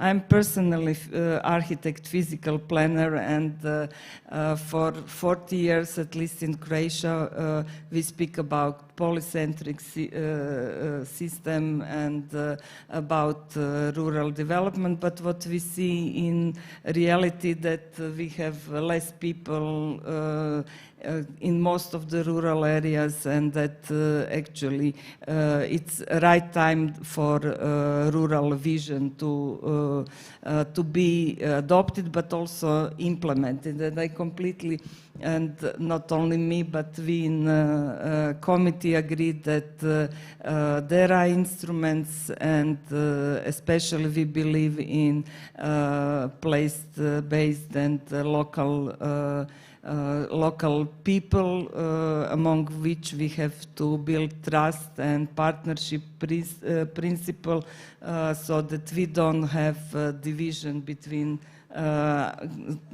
those who are who are making decisions and those who are living in those areas. So we need top-down and bottom-up approach combined, and also to use the instruments that we have that Radim already mentioned. For example, we believe in LEADER and CLLD, but what we see it's now that very often they are not mobilizing and organizing communities, but they are just delivering money from the ministries. So all these issues we have to tackle, and it's extremely important that there is political understanding and will in member states, regions, and local development why this approach is important and how build trust in those who live in these areas, that they can contribute to defining what they need and implement it together. And final thought, it's about these silos policies that we are talking also for decades, but we are still working in silos. There is not this comprehensive and integrated approach. Thank you. Thank you very much, Lydia. It's interesting. I think similar issues are emerging from all three of you. So let's see from you, Thibaut Guinard, President of ILARD, European Rural Parliament. Were your findings similar to the other findings from your investigations? Merci beaucoup. Je vais me permettre d'intervenir en français. If you allow me, I'll actually take the floor in French to make sure that multilingualism can actually, live within the European Union. I would like to thank the European Commission and the Spanish presidency for organizing this initiative and for inviting me. Thank you to all the different speakers who've all mentioned LEADER, the European Programme for Rural Development. I am the president of ELARD, which is the European Federation of the LEADER programs that is in charge of piloting the European Rural Parliament. And indeed, I do share several comments that have been made this morning. And I think it's important to remember why we are here. If we are here, that's because there are many challenges in the rural areas, and we should not ignore them. We've alerted the authorities. Many organizations have alerted the authorities for many years on these difficulties that rural areas were faced with. And I would say that finally, in 2022, we had this long-term vision drafted by the European Union, as well as the Rural Pact, that we do hope will bring and provide solutions, even though it is a pity there was a discrepancy between the CAP 2023-27 and this long-term vision. As I was saying, many rural areas are faced with difficulties, but can we solve all these issues regarding public services, health, youth, culture? Can we solve all these issues with only 5% of the FRD to fund LEADER? I don't think so. I believe the answer is in the question, because LEADER is one of the successes of the European Union. LEADER is a success story.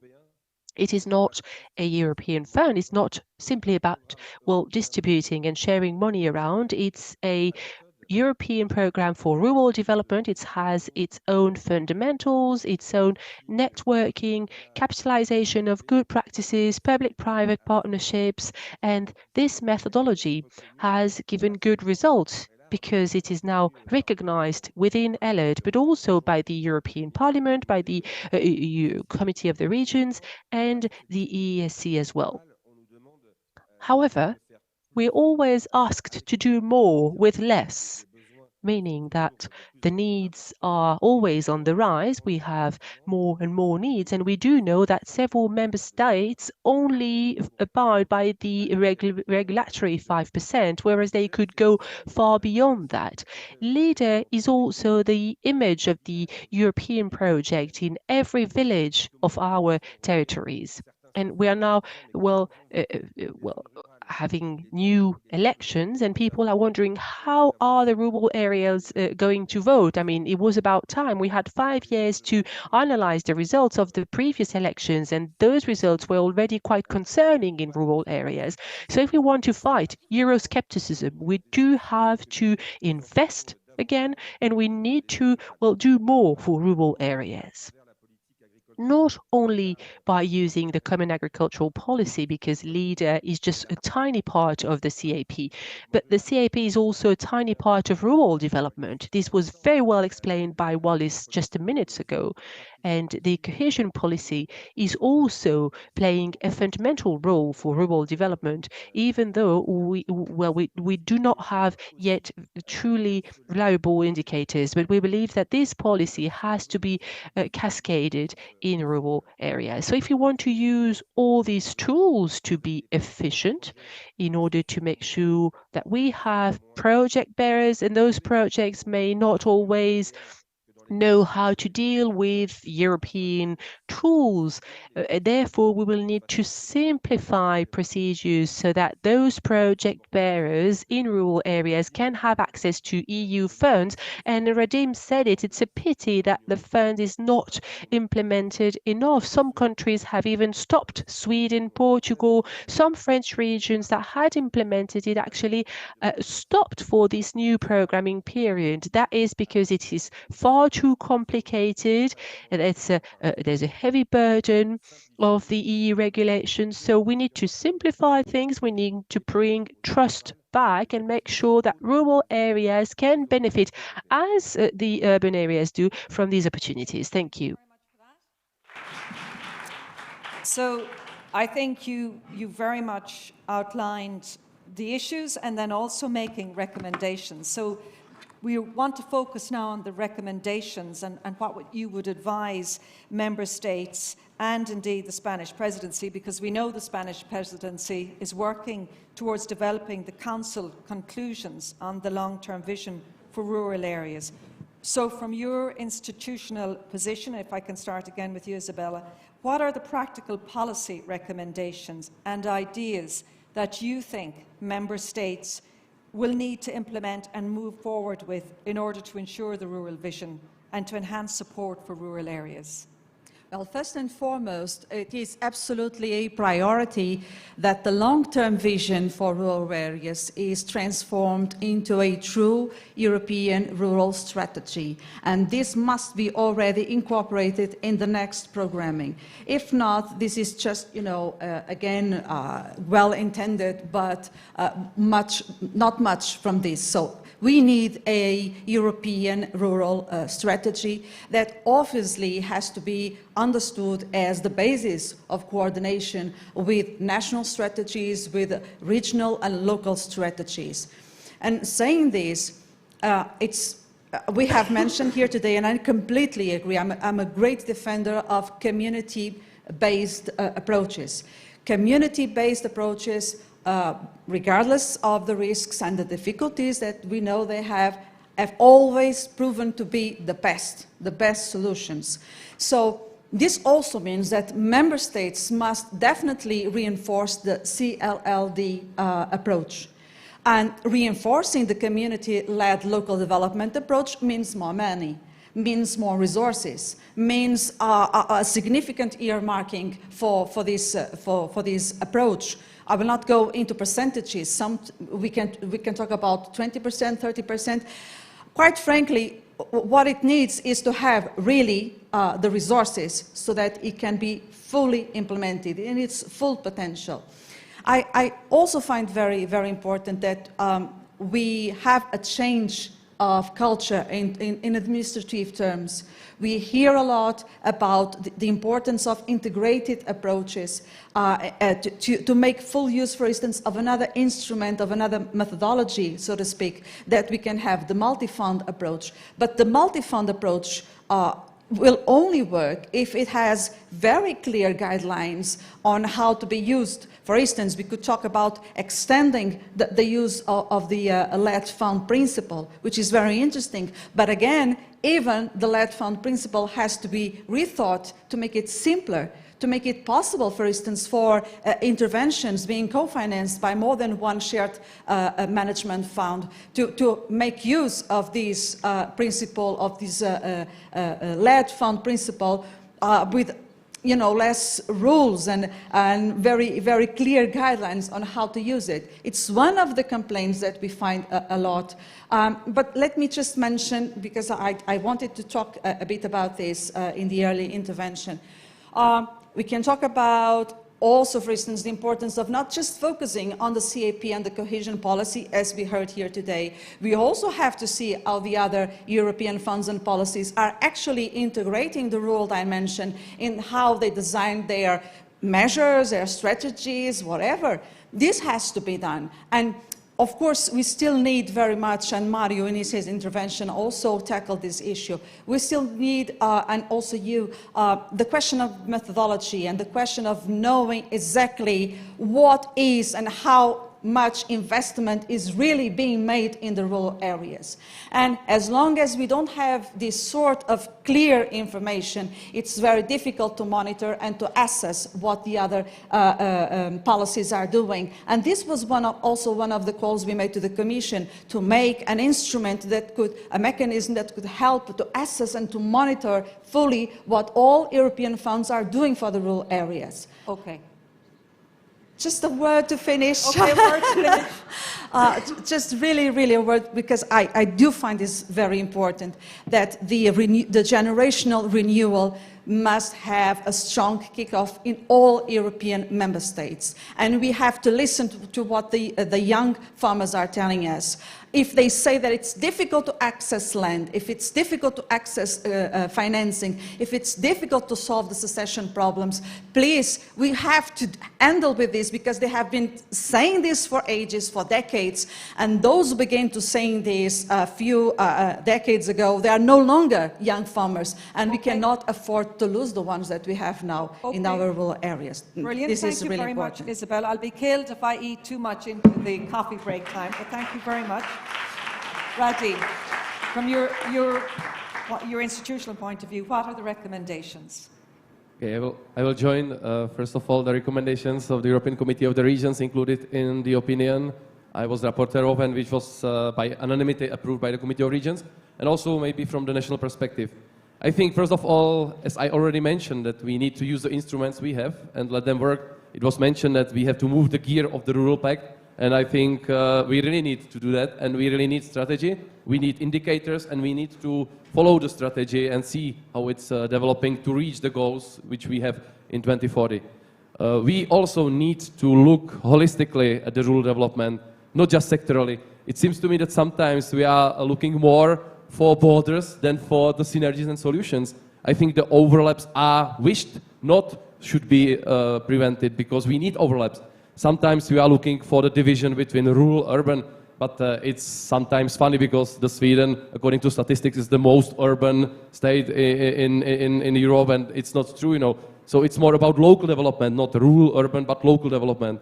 We need really to make the place-based instruments, integrated instruments, because no solution fits for all, as we always hear. But finally, if we come to the level of member states, they are not using the opportunity of using CLLD, ITI, we have just transition mechanism, etc., etc. We have cross-border cooperation, which is really also not using its potential, which it has. So we need a really holistic approach, and it's not complicated, it's not bureaucratic. In the Czech Republic, and it's not just saying of a bloody politician, but there are my colleagues from the 3 different ministries sitting in this hall, and they can tell you that it's not difficult to coordinate the funds, because all the strategies of all 180 local action groups are already approved, and all the programs and all the funds are already implemented for the new period. So we are much faster than most of the member states. So it's not about, it's about the mechanism, and you are all welcome to come to the Czech Republic, and we will introduce you this coordination mechanism, how it works, thanks to my amazing colleagues sitting here. We also need to find the mechanism how to bring young people to the rural areas, because we are speaking about the talent booster mechanisms, etc., etc. But finally, at the end of the day, it's not just about the quality of life, it's also about the mindset of the young people. I always say that we should explain that it's sexy to live in rural areas, that, you know, the young generation should see the advantages, and we should use all the technologies we have to bring the quality of life to the rural areas. I love this study of one university we had in the Committee of the Regions to build the landing strips where the big Airbus jumbo jets can land with the young people to the rural areas, and they are proud that they live in the rural areas, and we need to work on that. And how to do that from the European perspective, you know, to look out of the boxes. I don't want to say that we want to grab leader to take it from one DG to another DG, as there was some kind of panic after my statement in the previous conference in Sweden. I was thinking just to look multi-sectorally, not moving something from somewhere to somewhere, because this is not a solution. So maybe, if I am thinking, it's not a solution to have DG rural, but I think it would be good if there was some political representative on the level of Commission, which would be responsible for functional urban rural areas, or who would be responsible for the rural development as such, from the political point of view, and combining the existing tools and existing resources. And I think it's not just about DG Regio and DG Agri, it's about DG Energy, DG Employment, DG Education. So we should really look at it from the holistic point of view, through all the existing instruments, and if we do that, we succeed, and I think we could be like in South Korea, that it works, people are moving to rural areas and they live there. Okay, Radim, thank you very much for that. Same question to you, Lydia, from the point of view of the EESC. Thank you. We believe that rural development should be an integral part of regional development policy, and really that LEADER and CLLD should have more, that they should be important component of territorial development, and that we need more promotion and actually to show that these good examples, and we have it all over Europe, what through LEADER CLD approach could be done for the development of certain rural areas. And also, although cohesion policy provides flexibility to member states to put more focus on specific challenges and needs of certain areas, we need to see that member states and politicians on level of national, local and rural really understands that why it's important and how they can use tools in that sense. Some methodology, education, learning from good practices is very important. And in regards to rural park, I think, or we think that it can contribute to put more emphasis on stakeholder engagement and decision making, and also building partnership principles. I will also, yes, and of course my colleagues mentioned that we need adequate resources to fund these local and regional activities and plans. And also I would like to mention the role of youth in rural areas. We are just preparing one own initiative opinion on that topic, and also this generational renewal. I just came from Santiago de Compostela, where the committee had a conference on food sovereignty, and these two issues were mentioned many times, and kind of message was there is no farming without farmers and no fisheries without fishers. So this is really important to put emphasis. And as Rade mentioned, this state of mind should be also changed, because very often it's not posh, fancy, or whatever to live in rural areas. So, but it start to change a bit. And there are some other recommendations, but we are out of time. So, just to finish that.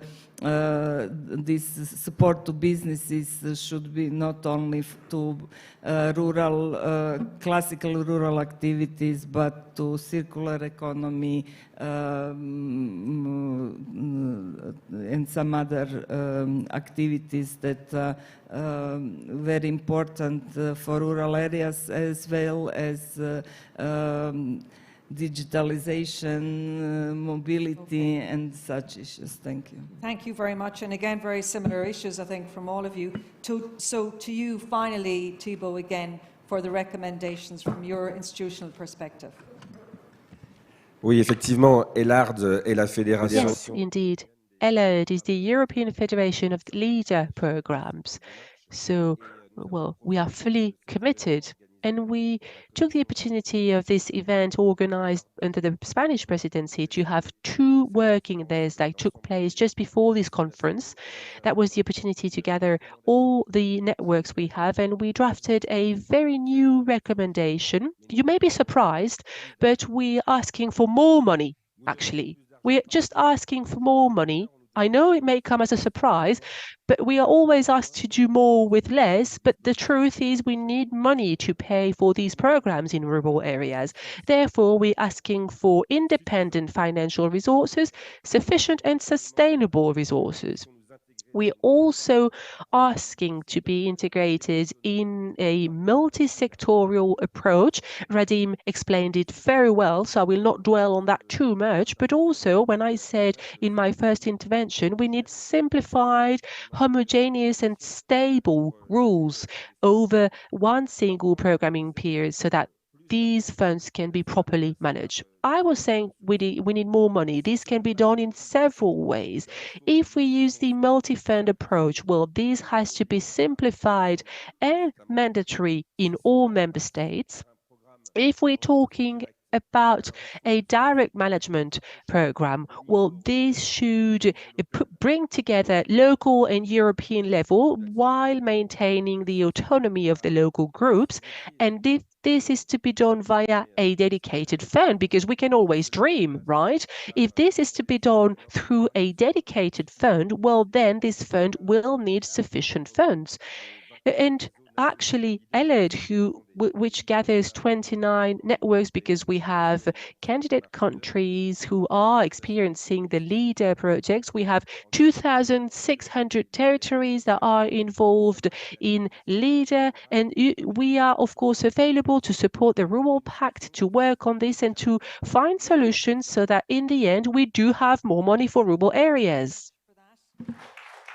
Very interesting, again, very interesting points raised. Thank you so much for being able to summarize them so succinctly and sticking to the time. I really appreciate that.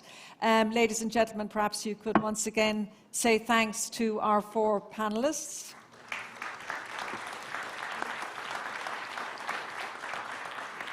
So we're going to take a break now until 11:30, and because lunch is being served at Spanish time at 1400. For those of you who may not have had a decent breakfast, I'd advise you to get as much food out there as you possibly can, because you'll be waiting until 1400 for your lunch. And also, just a reminder, please hand back your interpretation unit. Keep the headset, hand back the unit outside, and pick it up again when you come back into the plenary room. And finally, there is a corner with the Rural Pact Support Office team. They'll give you more information on the support office. Have a great break, and I'll see you back here at 11:30. Thank you very much.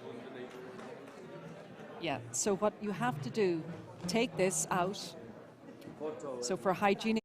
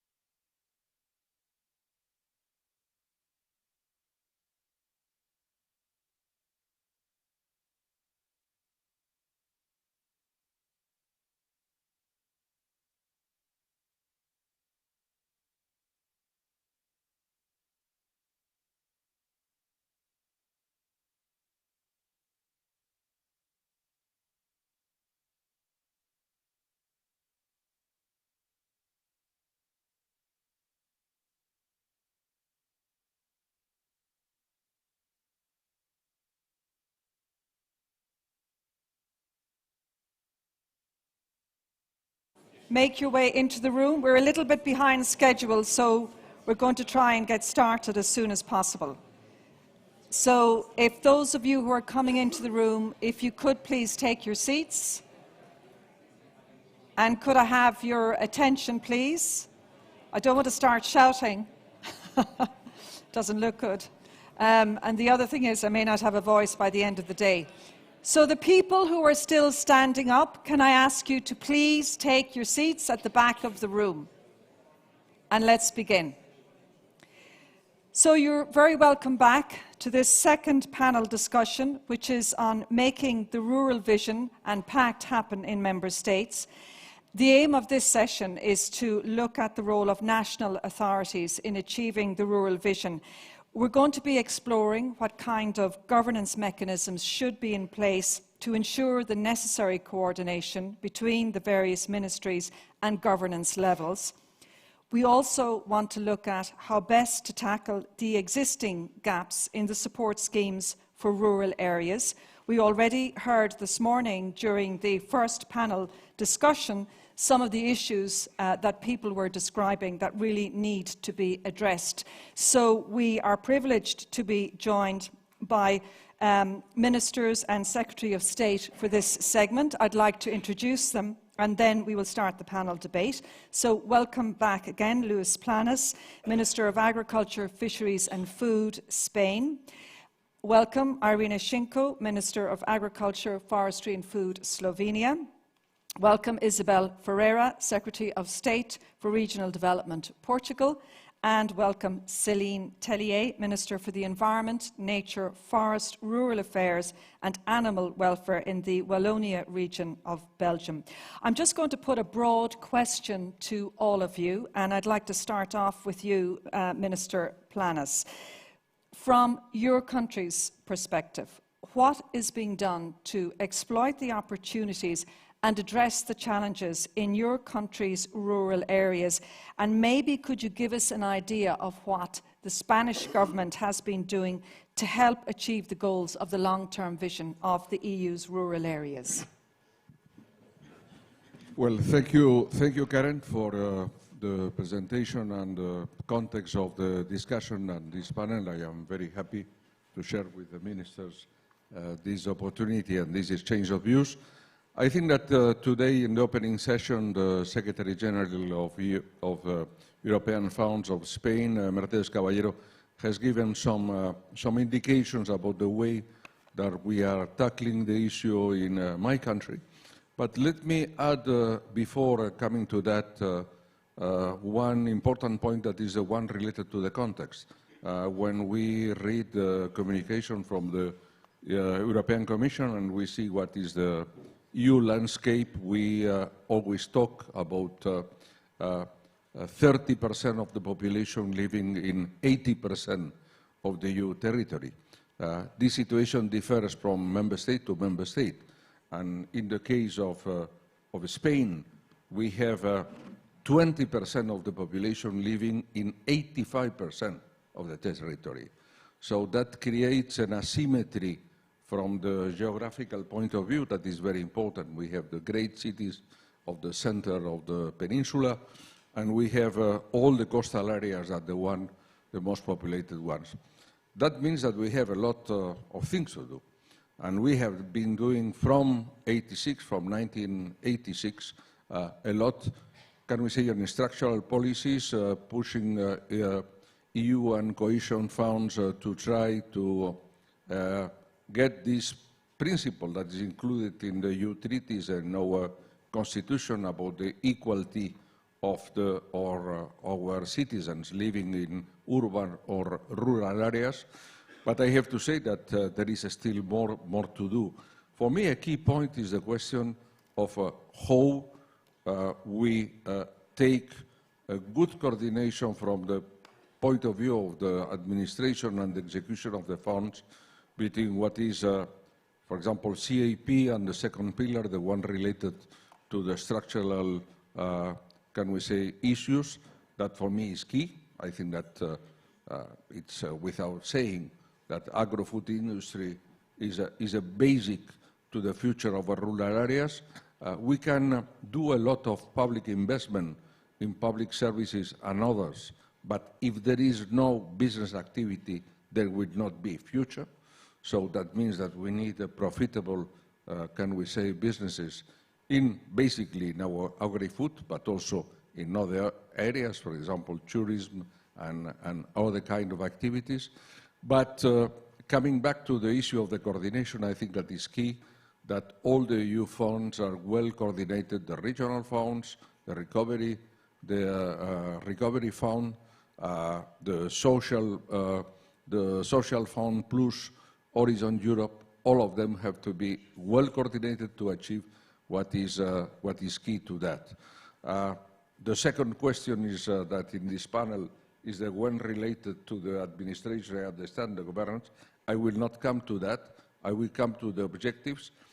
Also, we have added to that something from our national budget and our national plan, that is the, can we say, the strategy against the demographic challenge and the depopulation.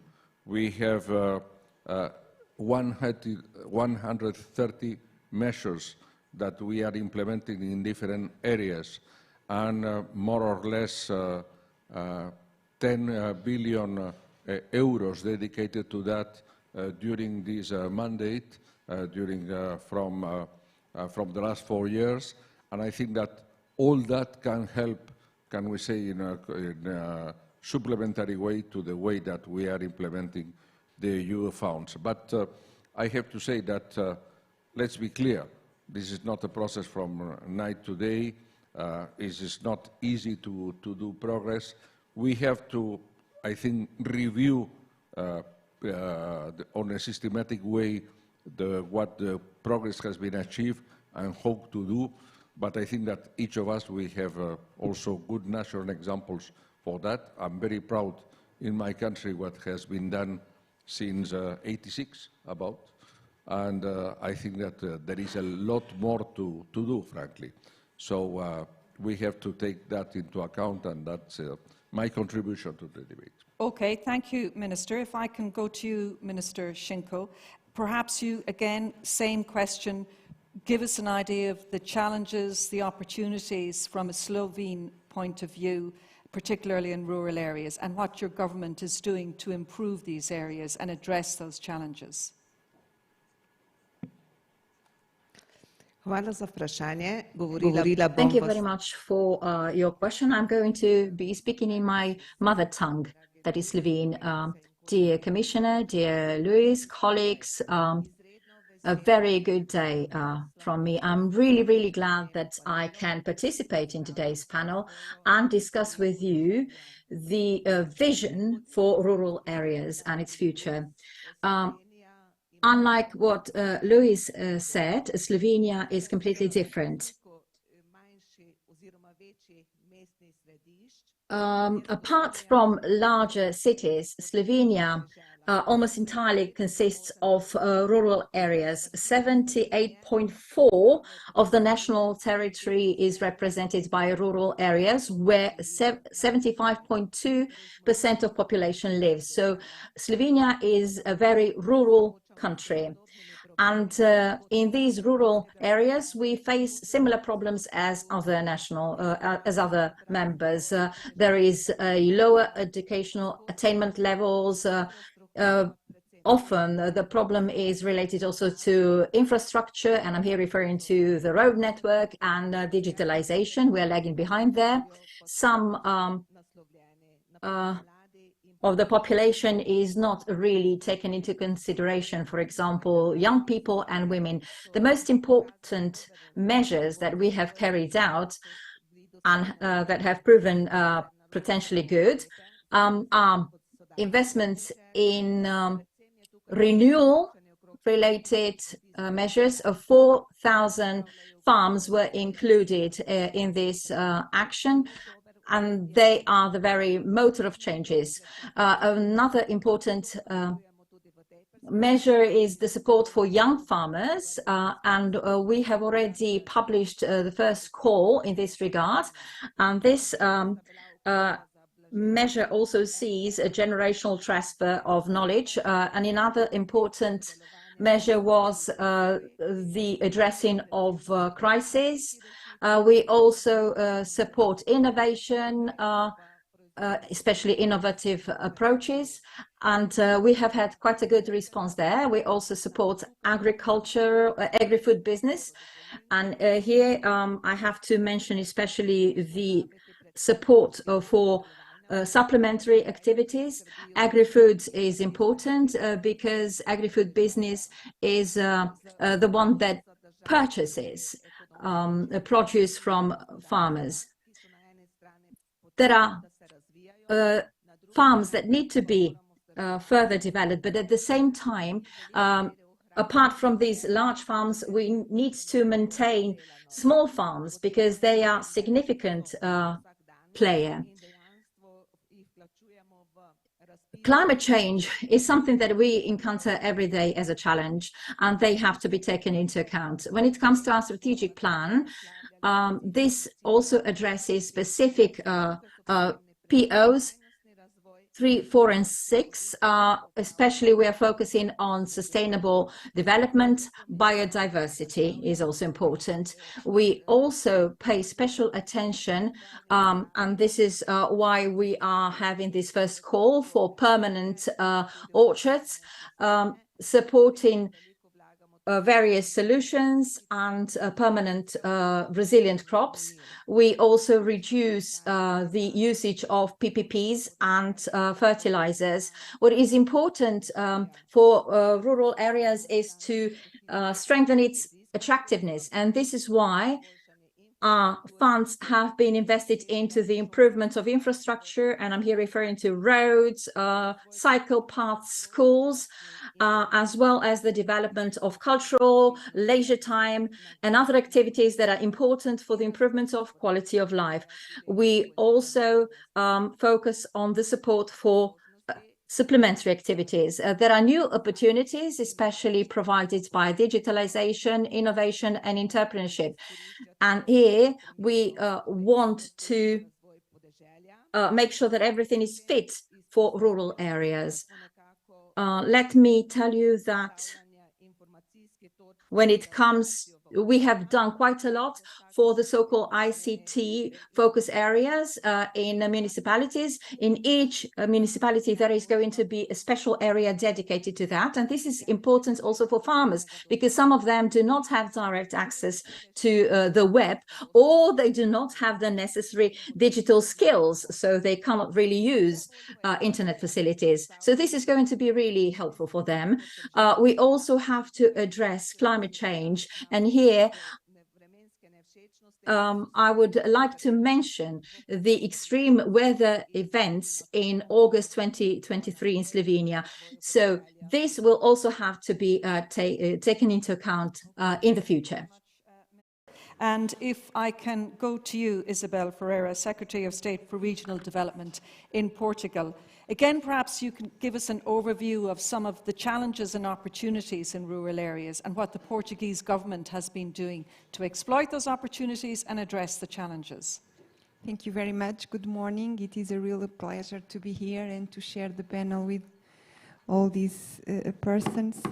And I would like to share with you that in Portugal we have a specific program devoted to what we call inland territories, which are the ones where we have only 20% of the population. And this specific program aimed at promoting a fundamental trait, which is proximity services, digitalization, and job creation. In what concerns job creation, we have a specific measure that we called cohesion employment that has created 3,000 jobs in rural areas. And also we have a mobility program called Inland More Employment and also Return to Portugal, that supported the mobility and establishment of more than 5,000 people. In proximity services, we've approved a specific budget for education, health, and culture pilots, besides granting support for social inclusion and social innovation projects. We also have implemented the national network of telework and co-working spaces in rural areas, and currently is present in 92 places, and under the scope of our national strategy for connectivity, we dedicated 150 million only for these rural areas. We are also supporting flexible and under-request transport.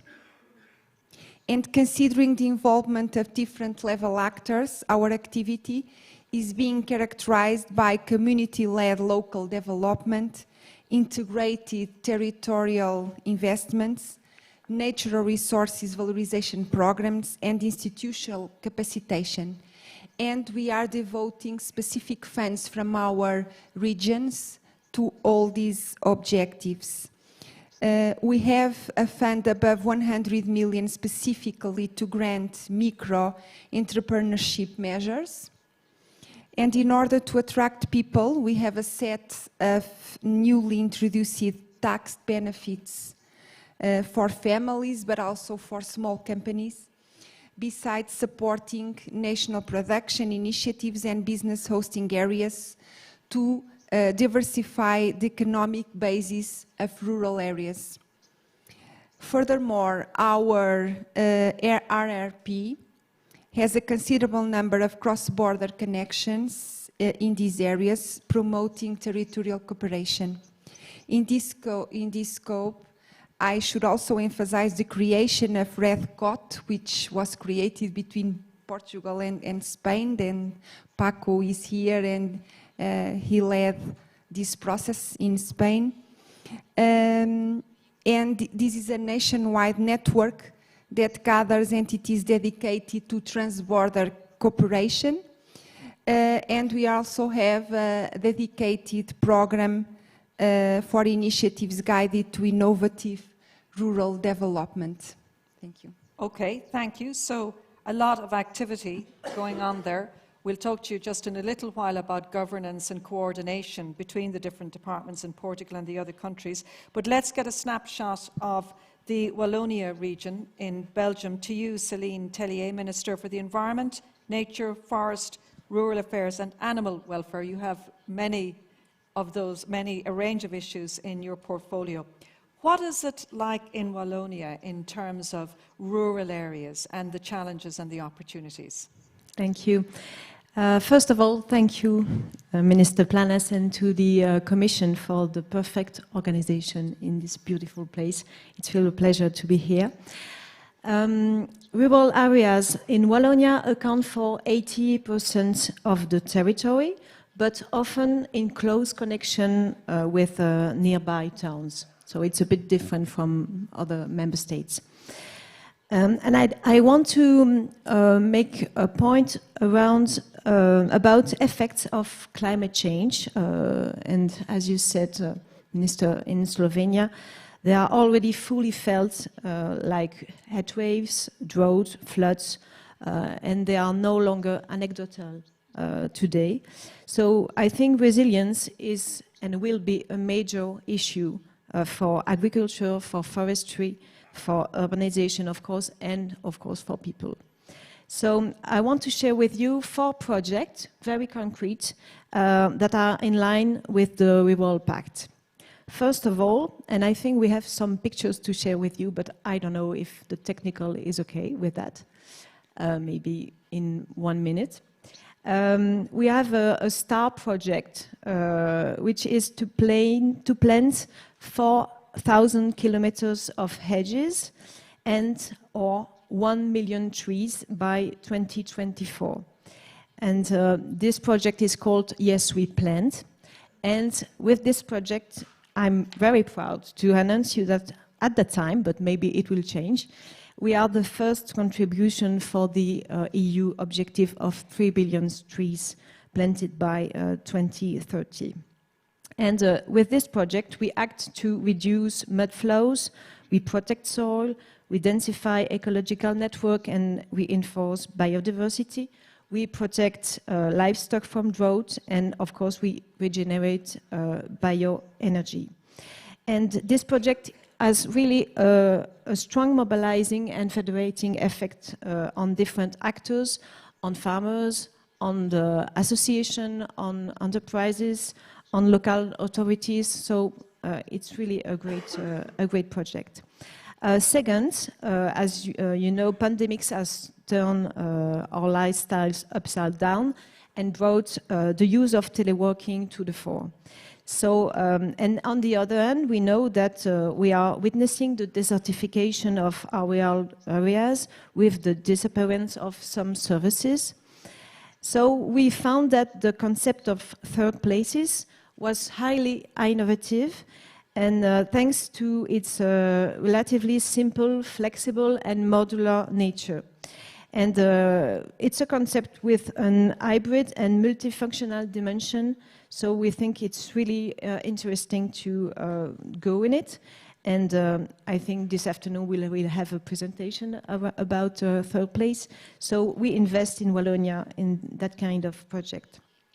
The third project I want to share with you is a project to reinforce food sovereignty. We support 100 projects. We're focusing food production in Wallonia with the help of the recovery plan of the European Union to have a solid and resilient food system, and of course to create jobs and revenues for our farmers.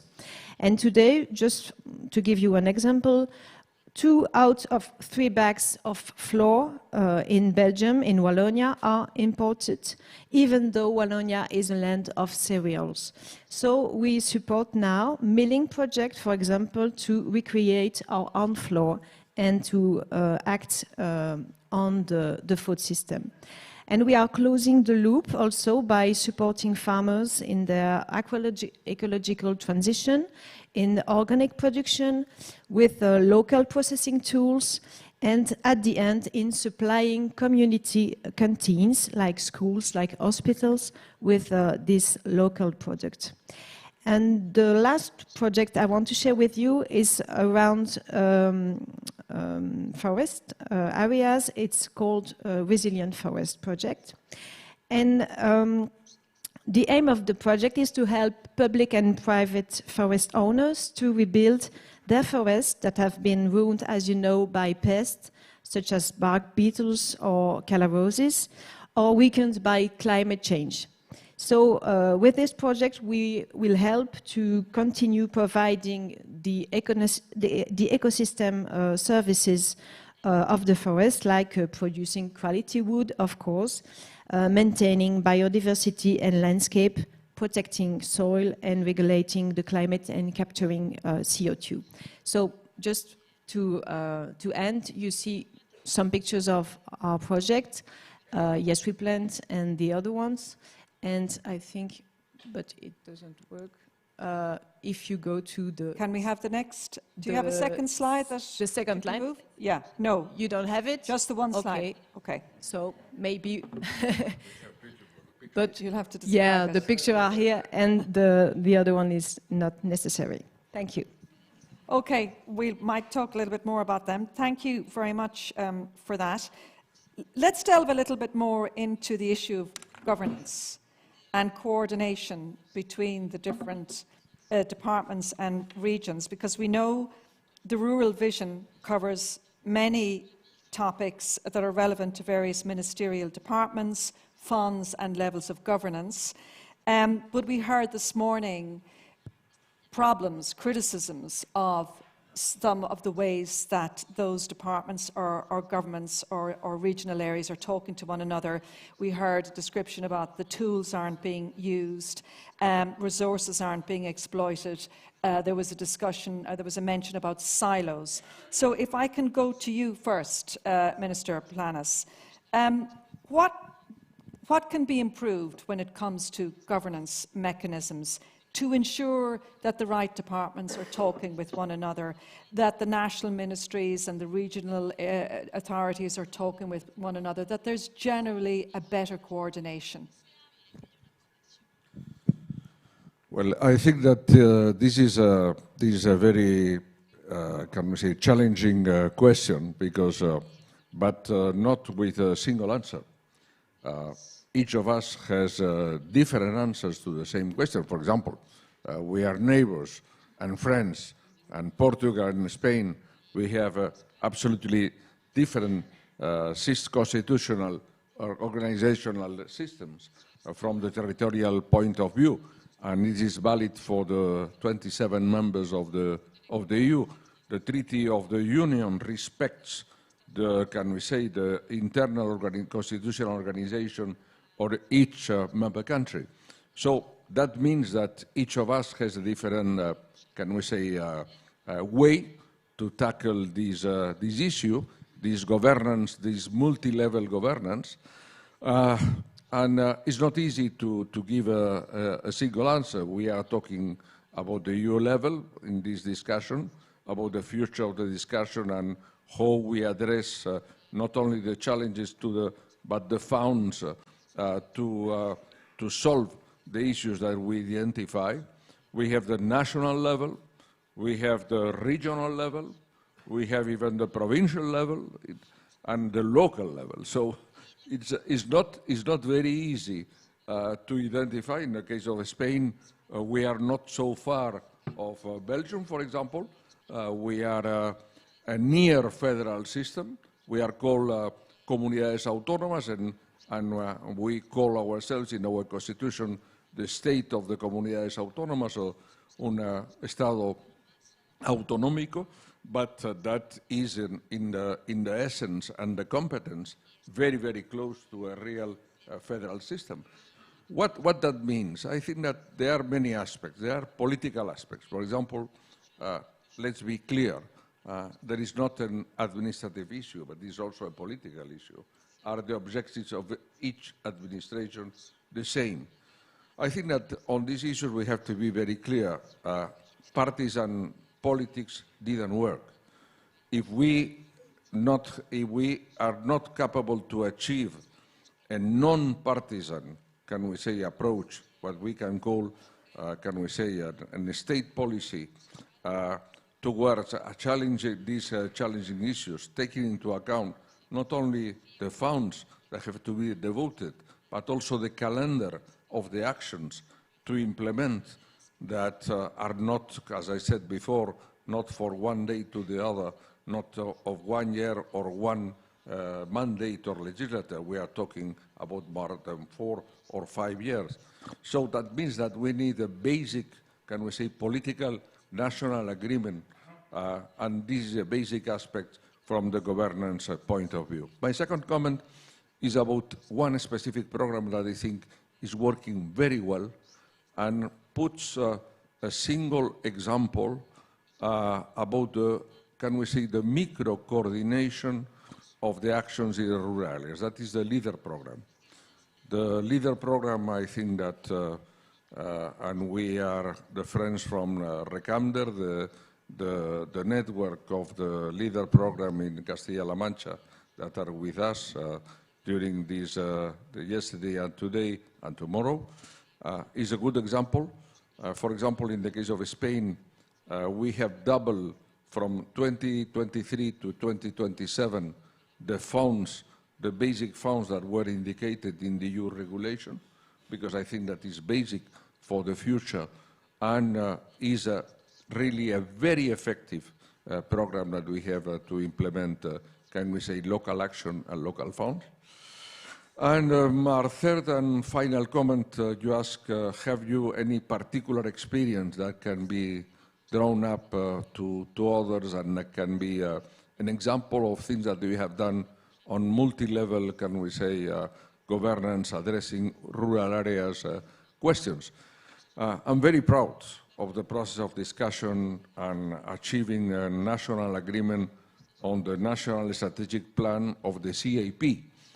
I know that the CAP goes beyond what we are discussing today, is about agro-food. We are talking about first pillar. We are talking about direct aids. We are talking about specific programs for sectors. We are talking also about rural development and other aspects. But I am very happy because I have been, well, I was appointed minister in June 2018.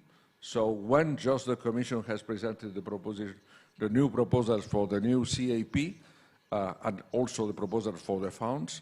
And I had probably with my team been during 3 years working with all the actors, with farmers' organizations, with local organizations, with civil society, with environment NGOs, with regional administration. We have in Spain 17 regions.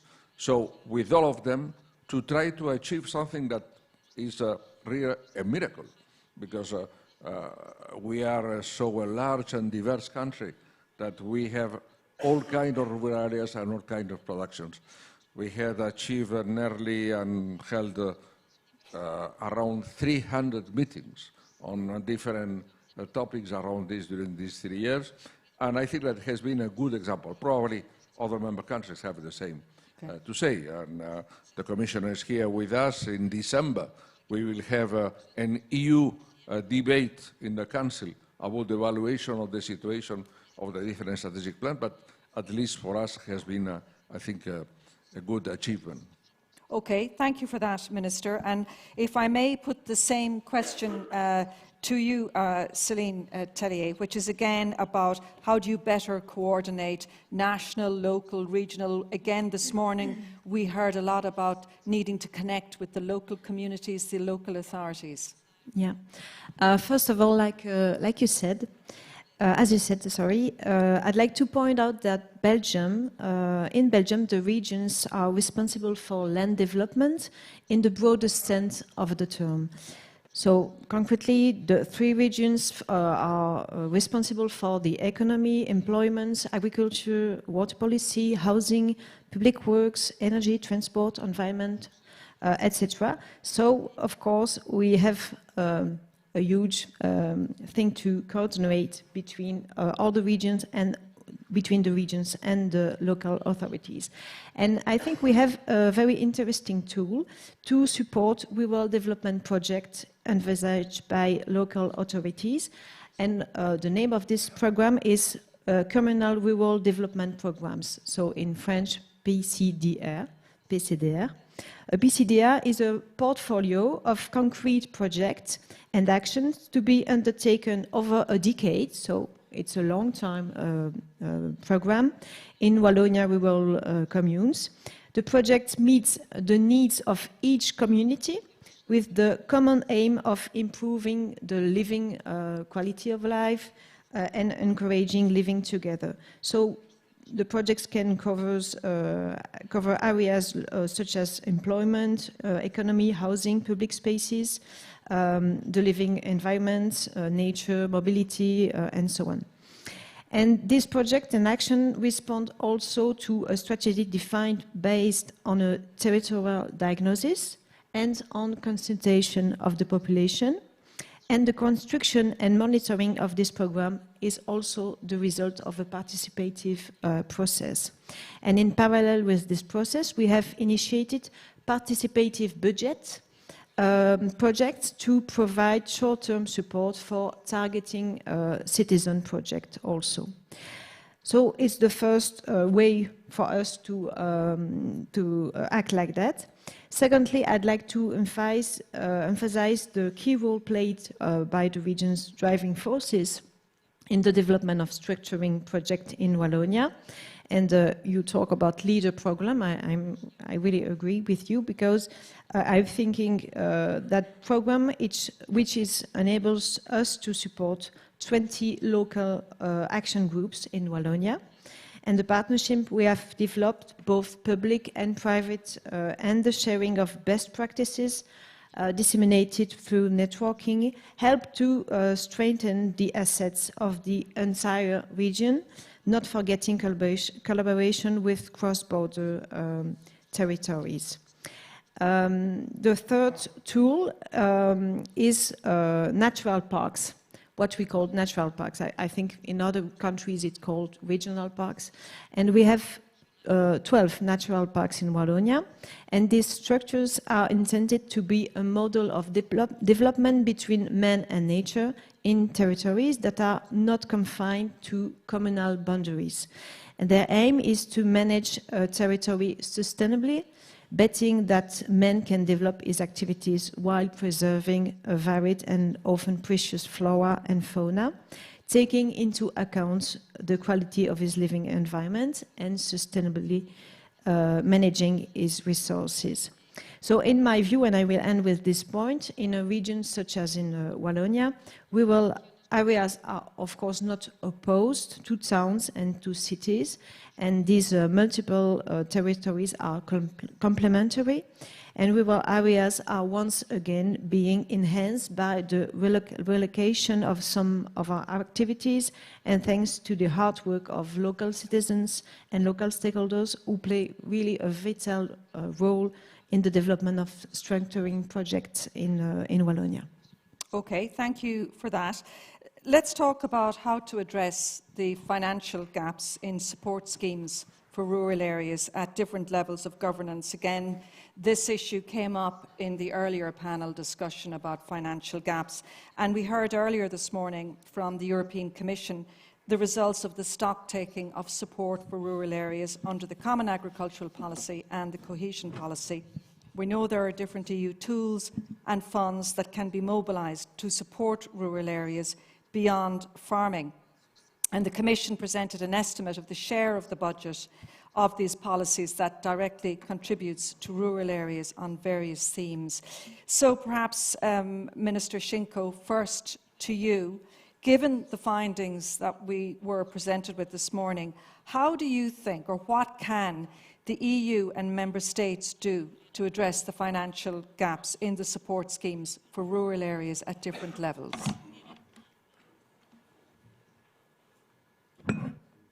Thank you very much for this question. Well, in Slovenia, there is the national and local levels. There are also two cohesion regions. The European Union definitely has to make sure that funding for national levels has to be directed in such a manner that we can really fully employ them. This means that national funding and EU funding have to reach their goals. And I believe that the goals has been properly set, especially if we are looking for bottom-up solutions.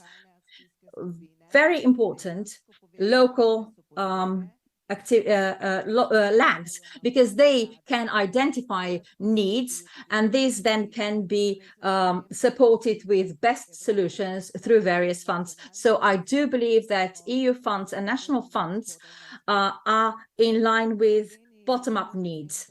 What is also very important in Slovenia is that we support short food chains. We want to support these short food chains, thus bringing together local producers and local consumers. I would also like to mention experts, because there are these new technologies, and they can make sure that funds are directed to rural areas. A healthy lifestyle is utmost important. A healthy living style is in Slovenia linked to organic foodstuffs, and this means that we educate people as to what is healthy food, and how to maintain a healthy lifestyle. There are other important projects that can be financed in such a manner, and this is border cooperation and cross-border cooperation. Interreg is very much implemented in Slovenia in these cross-border areas, for example. Another very important thing that I would like to focus on, and that is how to connect among individuals in rural areas. Rural parliaments are very important because they can address important issues, and these discussions then make sure that certain activities are financed from EU funds. For example, rural parliaments are, as I said, very important. They're also going to be organized next year, and we are going to be talking there about various challenges in the rural areas, such as infrastructure, education, and healthcare, so that then these areas see better investment. We also have to see rural development and rural areas in its entirety. And this is why I believe that CLLD and LEADER projects are important, especially when carried out in the areas of tourism, agriculture, crafts, education, digital solutions, so that all important activities are brought together, and so that this can be financed at the level of rural areas. When it comes to national funds, we did develop financial instruments within this perspective. We have prepared special instruments for young farmers and small farms. Thus, we offer really good microloans, microcredits, so that investments in production can be made. We also want to improve access to financial means for young farmers. We also support through various guarantor schemes. We want to make sure that the population stays, and especially young farmers stay in the rural area, and they have access to funds. Thank you. Thank you for that. There seem to be many different schemes in Slovenia. Let's hear about Portugal. Isabel Ferreira, same question to you. What do you think the EU and member states can do to address these financial gaps and support schemes for the rural areas? Thank you very much. In Portugal, we have 2 autonomic regions in the island, Açores and Madeira, and we have 5 administrative regions, but which does not have any autonomy, which are the North, the Center, Alentejo, Algarve, and Lisbon and Tejo Valley. And this is my job, is to guarantee the articulation between the national policies and the region development. And for that, the financial instruments are very important, and it is imperative to ensure that regional development policies and investment decisions are agile in anticipating and preparing for short and long-term changes, and we also have to ensure higher availability and capillarity of regional indicators in relation to financial conditions in all regions. And in this context, we have been strengthening administrative, strategic and technical capabilities, for instance, by implementing regional development policies such as strategic planning, regulation, project management, finance, budgeting and data collection and management, monitoring and evaluation, and considering current and future needs and challenges, but also developing and harnessing the skills and capabilities of regional public workers through standardized guidance and ongoing training in strategic planning, project evaluation, monitoring and evaluation, and stakeholder consultation techniques. And we also have been mobilizing diversified, balanced and sustainable financial resources by ensuring that financing for regional development is allocated in accordance with objectives established in national, but also in subnational regional development strategies. also associating regional development policy priorities with budgetary process to meet the needs for effective, coordinated and coherent regional development. Also, effectively articulating fiscal instruments, including tax regimes, transfer and compensation mechanisms, and regional development funds, and guaranteeing complementarity between traditional and innovative sources of financing at national and subnational level to support all regional development objectives. And I would also like to emphasize a third point to state that it's essential to promote the transparency, accountability, and integrity in regional development policies to strengthen trust at all levels of government. In the funds that we specifically devoted to regions, we have instruments that support first competitiveness, companies, entrepreneurship, also science, technology, innovation, but we also have funds to support all the energetic transition, also green transition, circular economy, biodiversity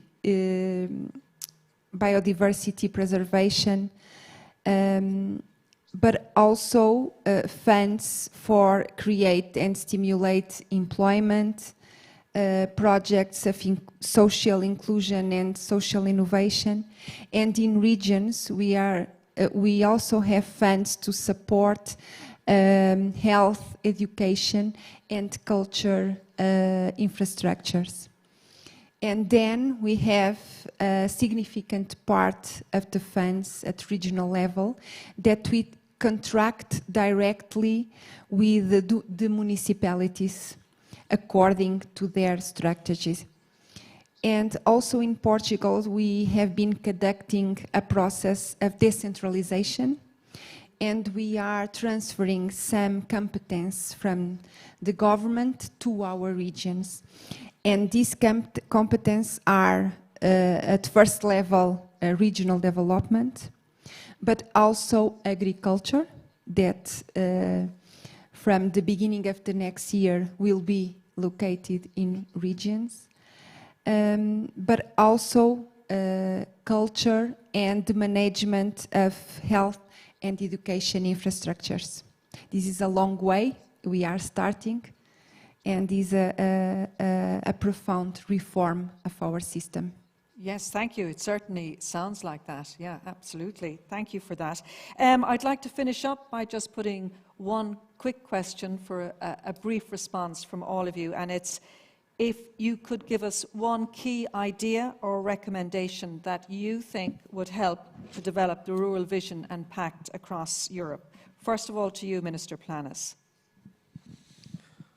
Well, just one idea is quite difficult, but I have to say that I have already said in my, can we say, my second comment this morning on one on, can we say, the planning. I think that this is long-term planning.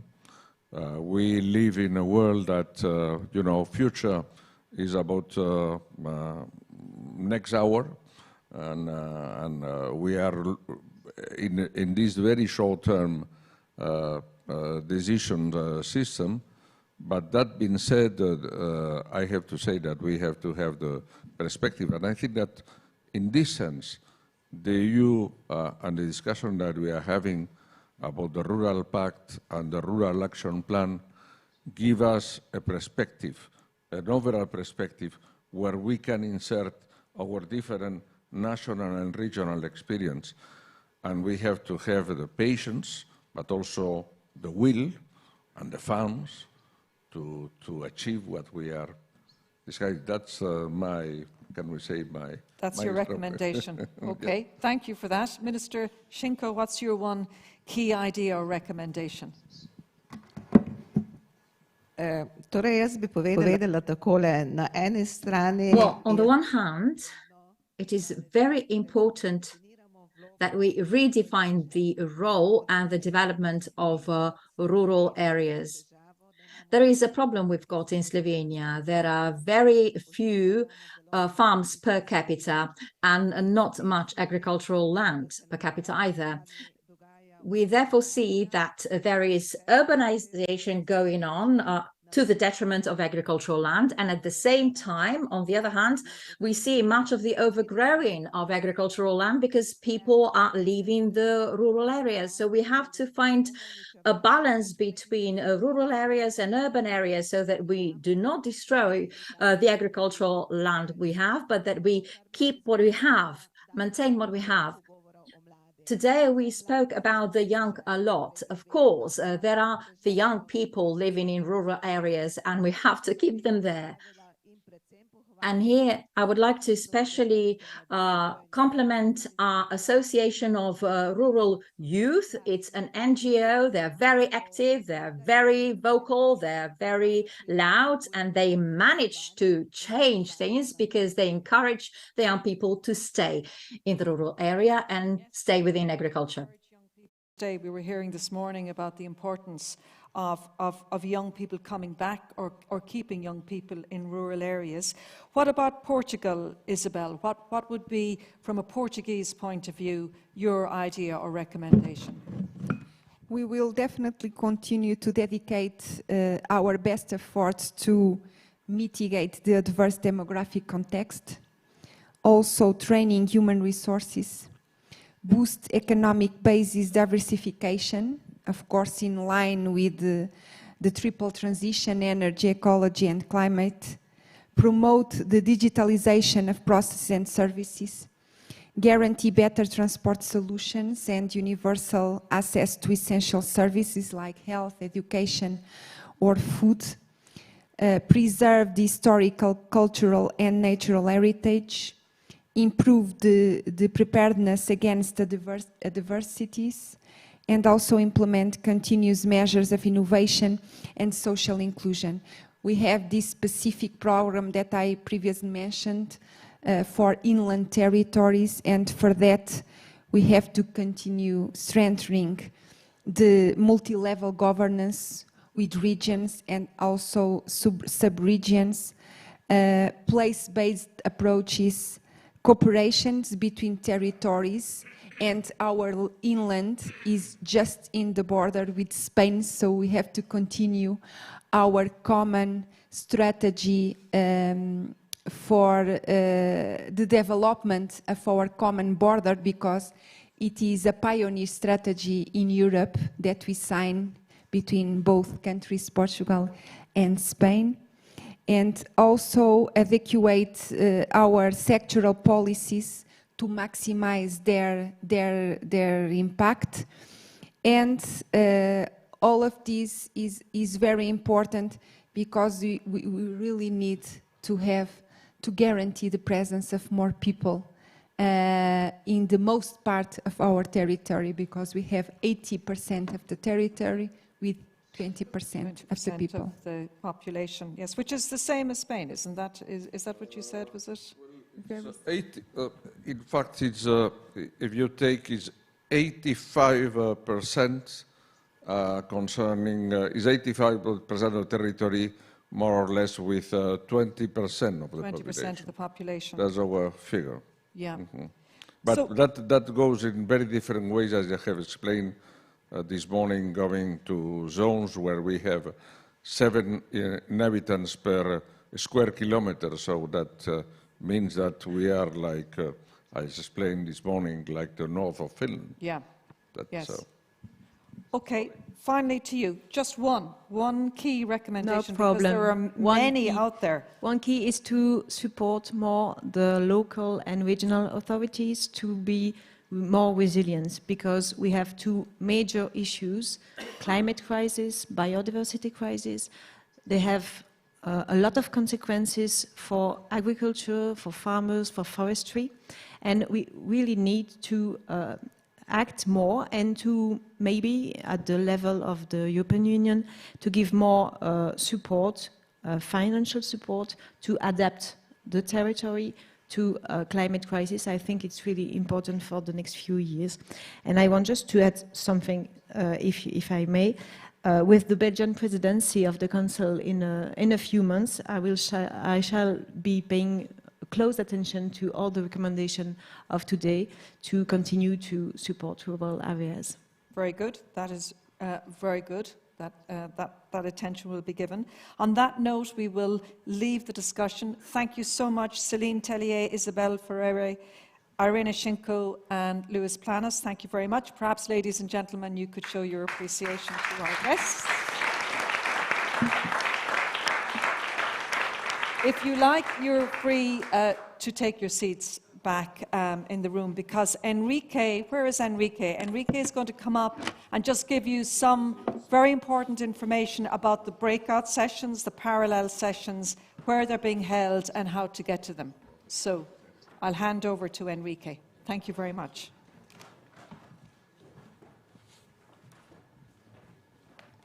Do you want a mic?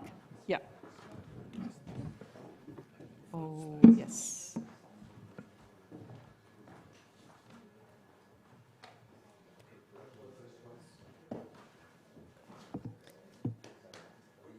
Okay, so I think we have some slides prepared. So now, today we have heard a lot of topics. We have heard a lot of people expressing the needs, opportunities in rural areas, how to move forward in the future. And now we turn the eyes on you. Now is your time to express as well your ideas, your recommendations to feed in and contribute to the conclusions of the Council that are being developed under the Spanish presidency. So we organized, we picked topics that were mentioned several times today, and we organized, sorry, let me go back. We organized group discussions where there would be introductory presentations to inspire and trigger the discussion that you would have in small group. And the main objective is to identify first what are the outstanding issues within the specific topics in each of the group in order to build the policy recommendations that can feed into the Council conclusions. So recommendations helping to move forward on those specific topics. So now, a big challenge. We have a first round where we're going to be discussing about the 3 topics we see there. And now, all together and collectively, we need to manage in 10 minutes to allocate each other in the different breakouts, okay? So you have all your badge. So on the back of your badge, most of you would have an S and a number repeated twice. So the first S refers to the session in the first round, and the second S to the second round. So far, easy. Now, you see S1 refers to the session on data evidence for policy making. S2 refers to the session on paving the way to the digital era. And session 3 refers to strengthening rural areas' contribution to food systems and the bioeconomy. Okay? So those that do not have the number, the S's, you can choose any group you wish to join that is of your interest. And now the funny thing, now we're going to make a lot of noise. So I want to ask you to check your badge, and those that want to join and have in their badge S2, please stand up. There has to be several of you. Okay, so you will see my colleague Pascal over there that is waving. You will have to follow her to a room which is called Vázquez de Arce, which is on the 2nd floor in this beautiful building. So please take your stuff and go with my colleague. At the exit, please, you have to leave your interpretation devices. You're not going to need them. Okay, so there is some movement over there. Let's wait a little bit until they are heading their way. And I'm going to ask now those that will join session 3, so those that have S3, let's stand up. I don't know if you can still hear me. Yes, let's stand up. And here I'm looking for my colleague Julie. Okay, you see a small girl over there waving with some papers on top. Please try to join her and she will guide you to the next room. It's called Cardenal Mendoza. It's right next to the area where we just had coffee. And the rest of you, you will join the session on data evidence for policy making. You will remain here. So once all the colleagues join the other rooms, I will really ask you to come forward to this stage so that we can have the session here all together. The aim is to manage this within 10 minutes. So in around 10 minutes, we will start, and we will have group discussions that will last for an hour and 15 minutes, and my colleagues in the different sessions will tell you specifically. Thank you very much.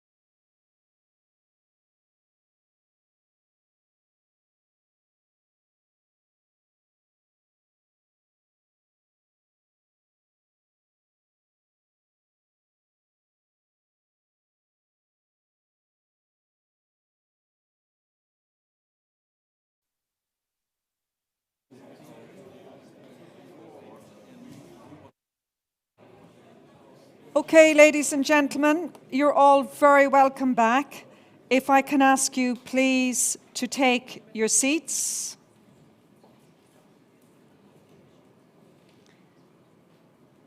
And if those of you who are standing, if you could just take your seats.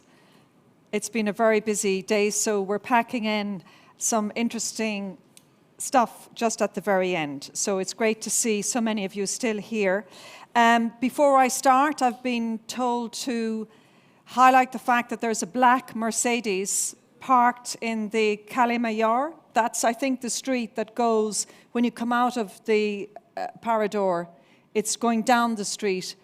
We have been asked to ask the person who owns that black Mercedes to please take it out of the street, because I think there's a big truck coming up and they won't be able to come if that Mercedes is there. So if it is your Mercedes, please run out and remove it.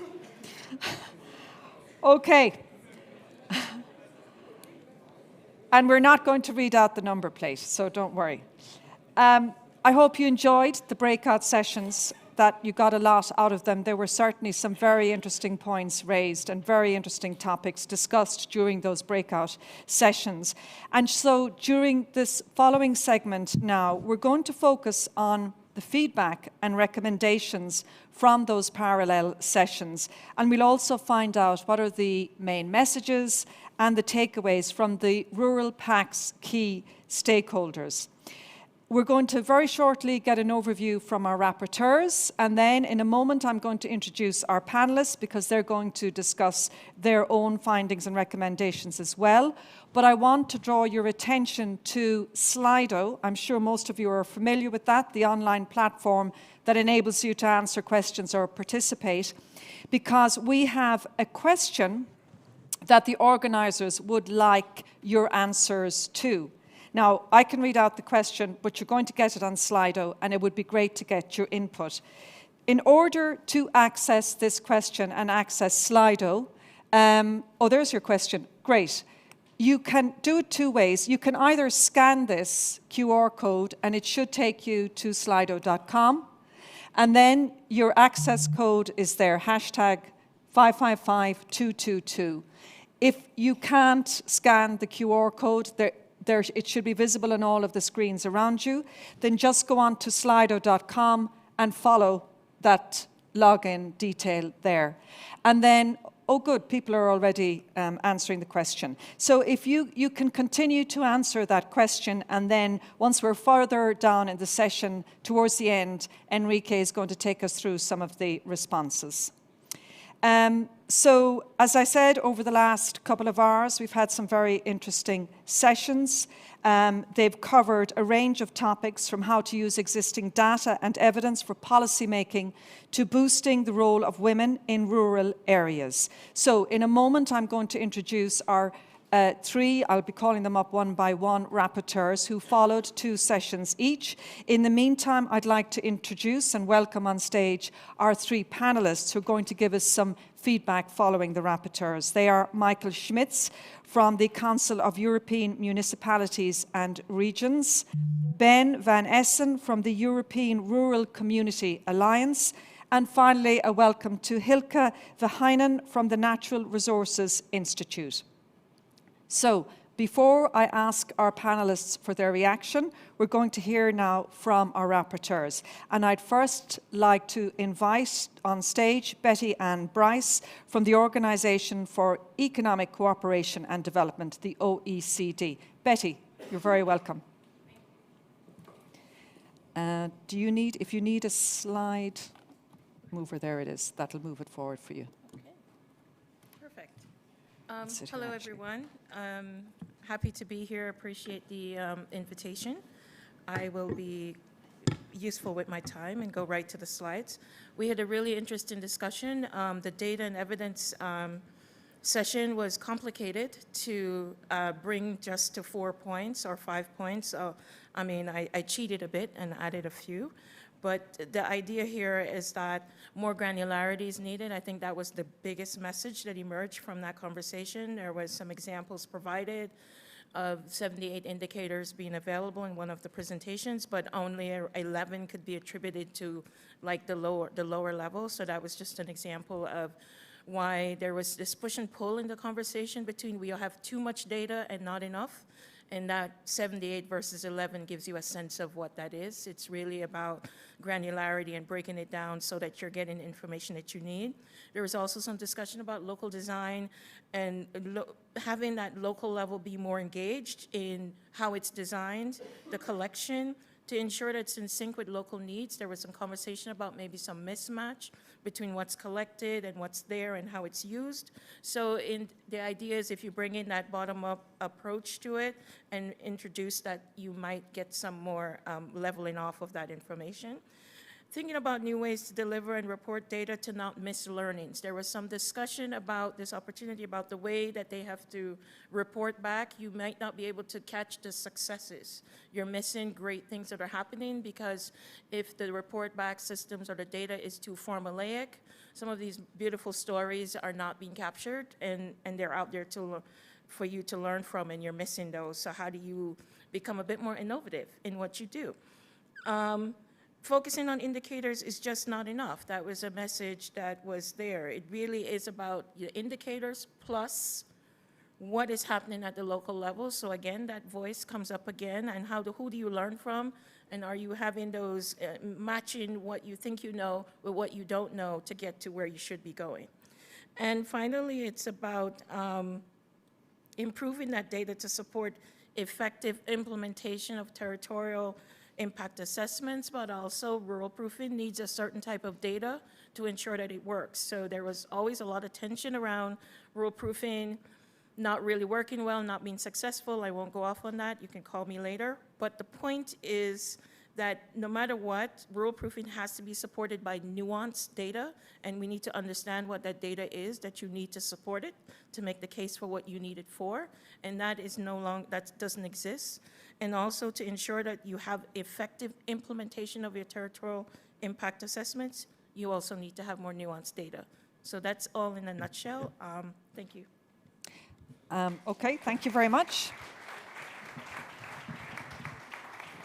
Thank you very much, Betty Ann. And now our next rapporteur. Yeah, did you? I didn't know if you were going in order or if you wanted me. No, so did you also cover harnessing rural talent? So if you, yeah, you should do that as well, yeah. Okay. Thank you. I can do it. So for harnessing rural talent, that was really, really a great session. We heard from everything there, was all examples. So big message, not just job creation, quality of jobs. That is, that's what we need. We don't need, young people don't just need jobs, they need quality jobs, they need them to be more diverse, they need them to be more flexible. Great example, Campus Rural Spain. Campus Rural, I hope I'm saying that correctly. That happens in Spain. I mean, if you don't know anything about it, please contact them to learn more. And the voucher system in Ireland, which allows for more remote working from home. Bring young people to the table. It's really important that you hear their voice, you empower them, give them opportunity to design the strategies and to be a part of it so that they feel more connected to where they are, and build the capacity of decision makers to represent young people. That's very important, and Luxembourg has a great example of how they're having young people train decision makers on how to represent them. Okay, brilliant, Patty Ann. Thanks very much for that.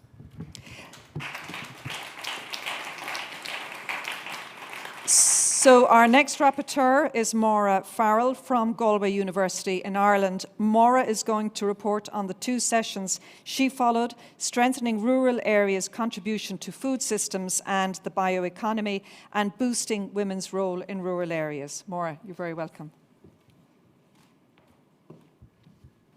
Thank you for having me. And I stuck fairly well to the 3 points because people in Ireland do exactly as they're told. So I stuck fairly well to that. So my first session was strengthening rural areas' contribution to food systems and the bioeconomy. So the key areas that we looked at around this, and again, no more than Betty Ann's super interesting ideas, wonderful examples, wonderful talks. The first key kind of approach that we felt for policy was that the need to boost territorial approaches. And we need to do this, I suppose, to enhance the basic services and the infrastructures, including everything from access to land to education, training, roadworks. We could go on a list a mile long. In doing this, in boosting these territorial approaches, we really can positively impact the depopulation that we've talked about all morning, the idea of enhancing investment, innovation, and the broader rural development and sustainability. All of this can be done via boosting territorial approaches. The second aspect that we focused quite a lot on was ensuring social return on investment. And really, we need to create the conditions and the correct criteria around the funding, and we need to be able to also accept and select those for funding to ensure, I suppose, that value chains and the financial gain comes very much to the rural area itself. And we spoke quite a lot from two very good examples in our area, particularly from Portugal, who talked quite a lot about the value chain adding to the value that was being exported out of that rural area, and mountainous areas in particular not having the value of what was happening. So ensuring social return on investment was something we felt was imperative. Enhancing local capacity of rural people as well. This was a huge conversation in a lot of the groups that we broke into. And this is really to consider the local bottom-up development. And this can be achieved really through skills and training around project development and access to funding. There are a lot of people in rural areas that really cannot get off the starting point because they don't have this training or these skills. A good idea around this was to deliver a lot of this skills training and skills and funding investment via a one-stop shop model. So I suppose that's what we had within strengthening rural areas' contribution to food systems and to the bioeconomy. The second aspect that we looked at was boosting women's role in rural areas. And again, I suppose a topic very close to my own heart. I'm leading one of the funded European projects, Horizon projects at the moment, the Falara project, and we had a wonderful example from the Grass Ceiling project and Sally Shortall within this session. A session that was really well, I suppose, attended, and really some people have really become ignited in their interest and their passion in and around this topic, my own included. Strengthening the data collection around women in rural areas is our absolute starting point in and around this topic. At national and at EU level, we need to be able to provide a picture for gender proofing in policy and in rural areas. If we don't have the data, then we cannot make the changes, and that's what really came forward in everybody's conversation. We need to reduce the gender inequalities in rural areas and boost women's opportunities for employment and for innovation. And we feel that this really can be improved if we provide the skills and the services that are required for women within rural areas. One of the key aspects that is holding back women in rural areas is access to finance, access to investors that women spoke about as well in the session. Tailor-made training. Women can require different type of training at different stages of innovation, and we need to make sure that the training is provided for them. Access to childcare is a huge stopgap when it comes to boosting women's innovation in rural areas, as is access to, I suppose, care for the elderly as well, which often falls in relation to women in rural areas. Improved healthcare was also something that can be a key stopgap when we're trying to boost women's innovation levels in rural areas. The final point that we had here was ensuring women's engagement at decision-making levels. It's not new to any of us that the decision-making levels can be quite male-dominated. We need to try and change this. We can change this by changing the gender narrative, and we can do this as well by empowering women. And if we bring together the super examples that I suppose we are in the projects that are currently been funded by the Horizon projects, that we're trying to bring forward these examples. If we can highlight and spotlight these examples, then we can start to change the narrative. We can start to see that there is a huge amount of women out there that are already empowered in innovative positions. We also need to make sure that we start to look at ensuring that a certain percentage of women are in the decision-making positions and bodies at local, national and at EU level. So Shinna Will, that's me. Thank you very much, Maura. Thank you. Thank you, Maura. And our final rapporteur is Serafin Pazos from the European Association for Innovation in Local Development. Serafin is going to tell us about the session on paving the way to the digital era and enabling community-led innovation and smart villages. Serafin. Thank you. Thank you. I don't want to take you much away from the final conclusion, so I will try to be brief and sharp. We were asked to use this exercise as a way of, if you could actually help draft the Council recommendations that will come in November, what will be the specific recommendations? And that's the focus we gave to our 2 sessions. The first session, Paving the Way to the Digital Era. We obviously discussed the big gap even in the evidence about how close we are to having a full digital society, particularly in rural areas, and the big difference in gaps about coverage that exist even in official sources of information. We also discussed capacity and how crucial infrastructure is to ensure digital connectivity across Europe, in particular rural areas. So that's the general reflection. In terms of particular recommendations, we even tried to come up with some slightly catchy, some people would say cheesy, but anyway, slogans or to try to drive some ideas and hopefully make some of them into the Council conclusions. The first one is make gigabyte connectivity a right. Territorial cohesion is a right, at least many of us believe that, and that should also involve digital connectivity. Digital infrastructure should be future-proofed, so we don't basically not trap from present technologies that in 2 years, 10 years are completely obsolete. So there has to be a proper future-proofing of digital technologies, because basic services are a right. They are in the treaties, they are in our national constitutions, they are in the Charter of Fundamental Rights, they are in the social pillar. Digital connectivity is, we believe, one of them. And basic services, is important also to say, they cannot always be done with digital services. Digital services are to help basic services, not to replace them. It is good to have telemedicine, for instance, but I think we all prefer to have a doctor nearby. I think a hybrid model, or we believe it will be the reasonable one. There should be a collective rollout, could be a nationwide, region-wide, groups of municipalities, rollout of digital infrastructure. Shared services, why we need to have different institutions having the same different digital infrastructure when you can have a single one that can be shared, both the costs and the risks between the different administrations. Public procurement innovation should be part of that, not just procuring what exists, but actually doing a much more sophisticated way of doing public procurement. That will also create market, but also drive innovation and boost demand. Make children as agents for change. Digital inclusion should start from the early ages, and therefore, to achieve a cultural change that also can introduce social innovation, the younger generations should be the particular focus, and they should start from schools.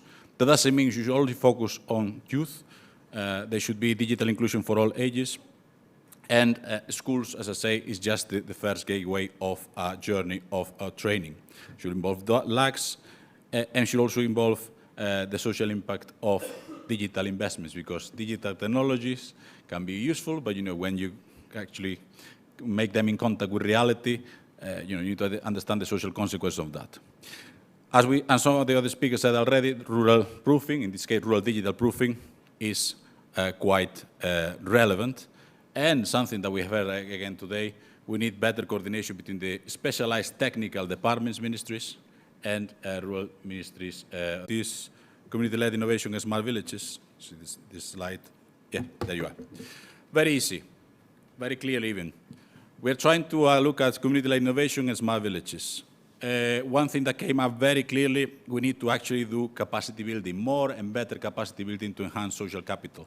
This is something cannot be allowed just the local authorities left to themselves or the local communities.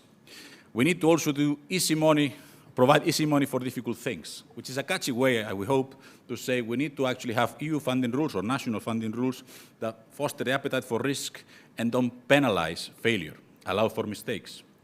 Equally, we shouldn't be evaluating just on quantitative terms. We should all evaluate in qualitative terms and allow knowledge transfer and creating structure that allows a replication of knowledge. Crucially, we need to focus on local capacity, and we are basically proposing a local capacity building support action, which is essentially a one-stop shop when you can actually provide technical assistance for those community groups that would like to do digital and social innovation. And that will also include, as a part of the package, supporting and creating innovation brokers to help those communities and groups that are further away from the innovation journey to get into that track. And I'll leave it there. Thank you very much. Thank you very much. Very good. Thank you. Okay, so we're now going to get just some brief recommendations, feedback from our three panelists.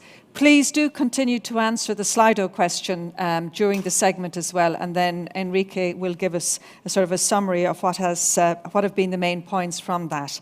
Let me reintroduce our panelists again. Michael Schmitz is from the Council of European Municipalities and Regions.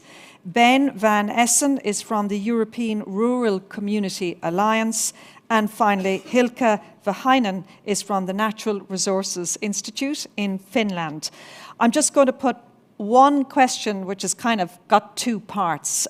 So, Michael, if I start off with you. From your point of view, what do you think are the main conclusions and takeaways from today's forum that you'd like to highlight? And I suppose the ones that in particular affect the stakeholders, the actors you would be involved in. Thank you very much. First of all, thank you for the opportunity to just give a few brief remarks. And for those of you who don't know, CMR is a local government association that represents roughly 100,000 local and regional governments in Europe, beyond the EU, by the way. So my main takeaways are, first of all, it's good that we meet. First of all, it's good that we agree that rural areas are important. That's the first thing. The second part, which is probably not that easy, is we now need to act. We now need to go into the concrete implementation. We now need to talk about how we can really, really help rural areas. And I'm just looking at the future of funding. I can tell you EAFRD, the money is not going to get more. Cohesion policy, I have to say, is in some part, and I can give concrete examples, targeting more urban areas and not as much rural areas as it could. And we're actually lacking structural policies specifically targeting rural areas. We need help for municipalities, and we need in particular help for small municipalities to overcome all the challenges that they're facing. And one of those, and I'll also give you a very brief example, is inflation. Because municipalities and small municipalities, which I consider rural, by the way, I don't think there should be a distinction being made. I don't know if you would consider Sigüenza urban or rural. If Sigüenza, by the way, had 600 inhabitants more, according to the Degorba definition, it would be considered intermediate and no longer rural. I would still consider this rural. Yeah. And why not, enhance the capacity of municipalities such as Sigüenza to provide public transport, to apply for funds, to really, really provide all the infrastructure that people need. And I don't really see that there's a clear focus in EU policy to achieve that. And that is something that I take away from this, that this is urgently needed.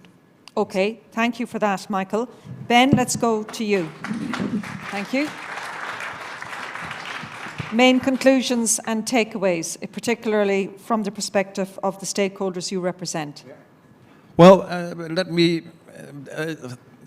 start with one takeaway we also should make, I think, that this was a very fine meeting, well organized and very inspiring. So I think we should start with that as a conclusion. When I think about, let me also make a general remark.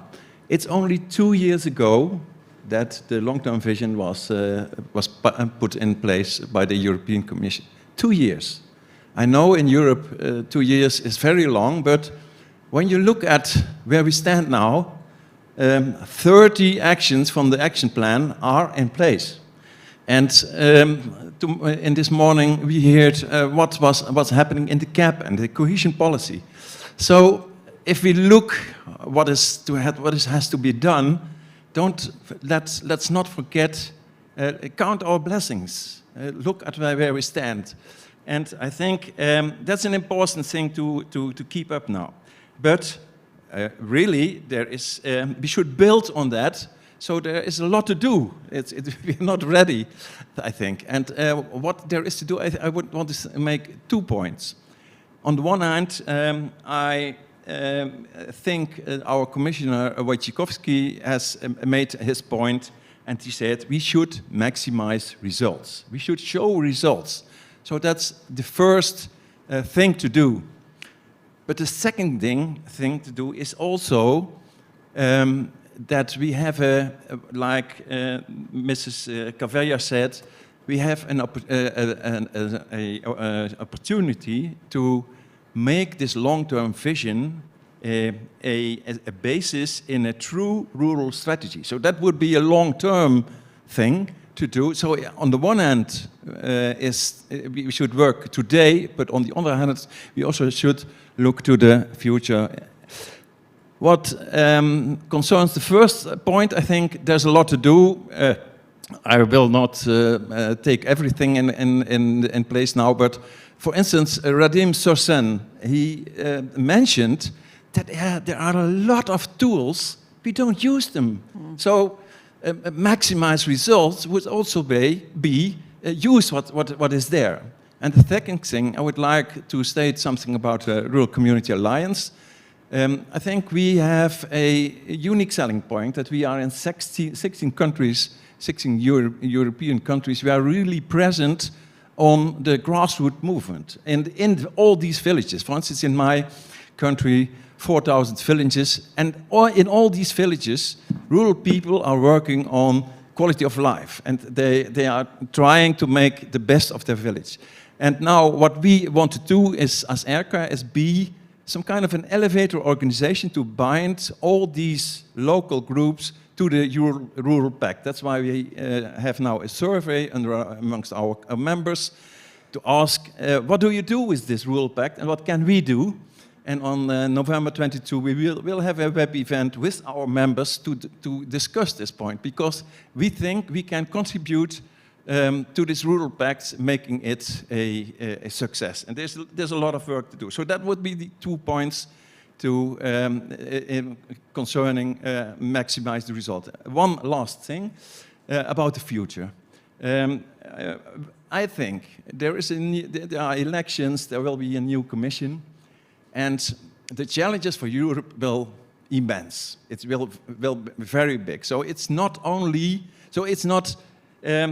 obvious that rural development will be on top of the list.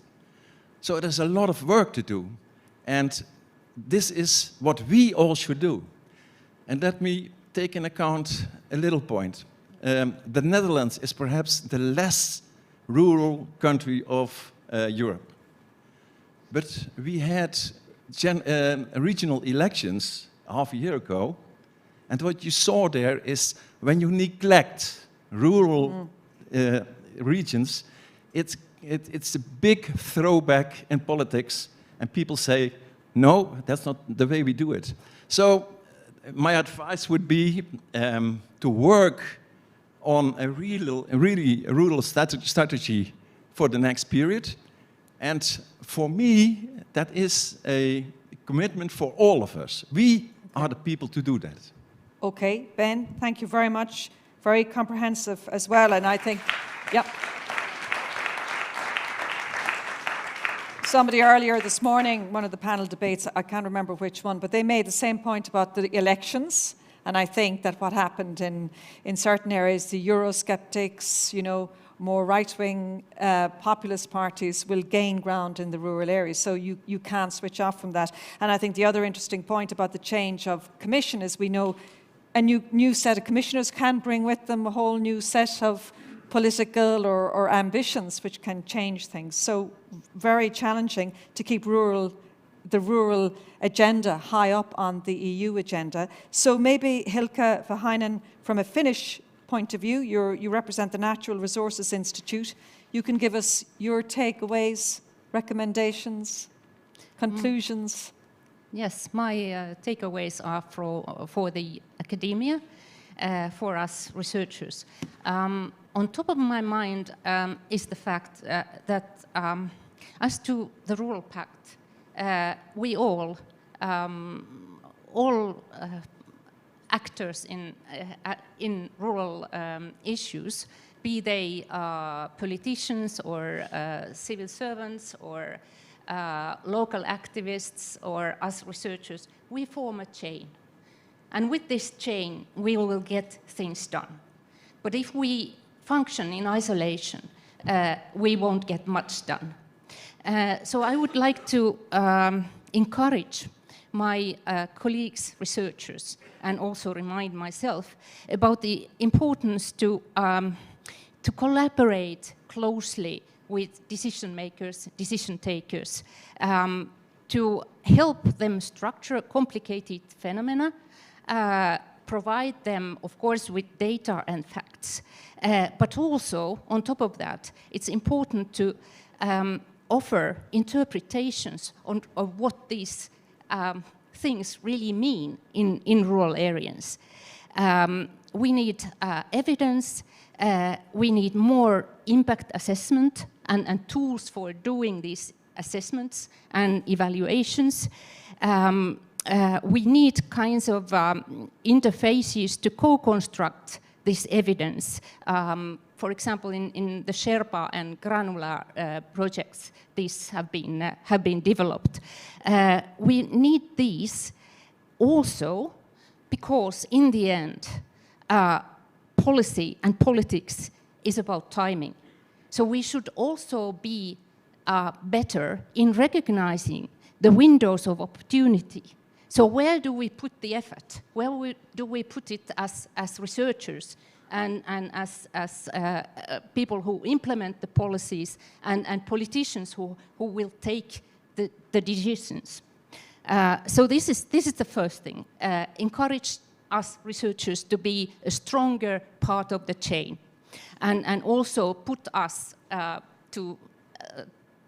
of our comfort zones and work with the politicians. The second thing is a very old challenge as to rural policy, but I'm afraid it's still very urgent, and it has to do with understanding how integrated whole of government policy works.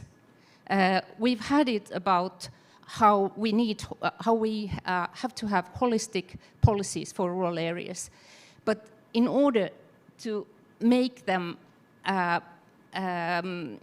effective, we need to understand what kind of platforms, what kind of policy tools, what kind of data and ways of collecting data and interpreting data we need.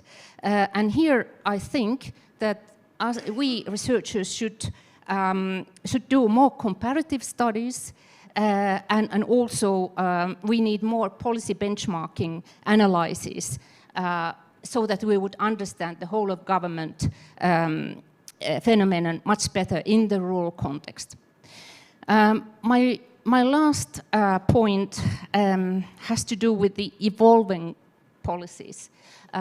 We heard in the morning that there are many challenges within the Commission and within the policy fields, and already now plans for the coming programming period are on the way. We may envisage changes, and we have to be very well prepared for them in the rural areas, irrespective of what they will be. We have to bear in mind that all divisions of labor are also divisions of power.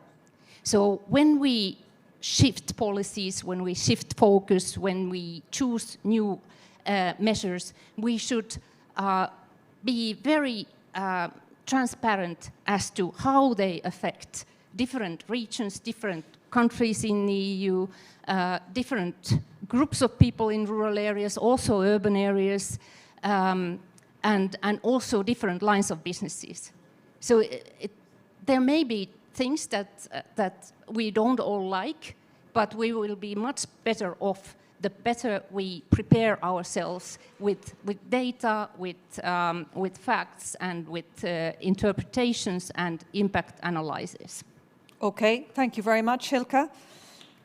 So if you could just stay there, because Enrique is going to give us the results of the Slido question.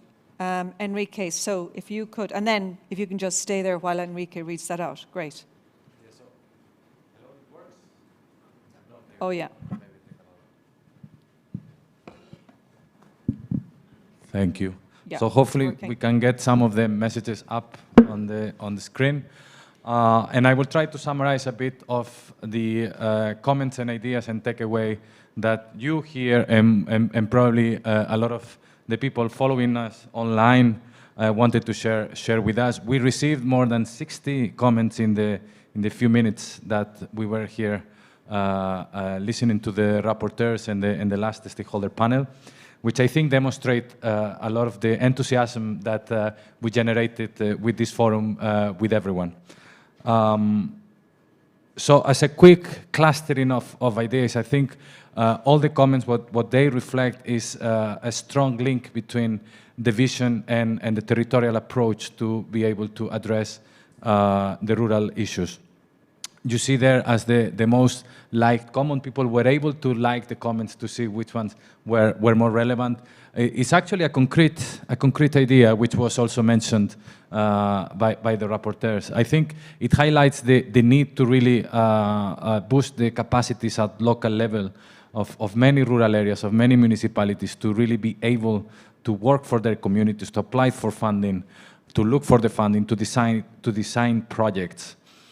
They cannot do it on their own. I think that's what this first comment highlights. The second one, in line with the territorial development approach, very concrete idea. Let's make obligatory the coordination between policies. I think it highlights the need that we need to bring everyone on board to really be able to deliver on the broad challenges and opportunities that are raised in the long-term vision. A lot of comments are around leader. Of course, we're working, and the territorial angle was very important, very highlighted. So a lot of recommendations around leader, which shows, in a sense, that there is still scope to keep discussing and brainstorming how we can use this important tool to deliver better in the future as well in rural areas and in line with the long-term vision. Some other comments a bit more provocative, I think, goes in relation to, and I think Hika was mentioning something similar.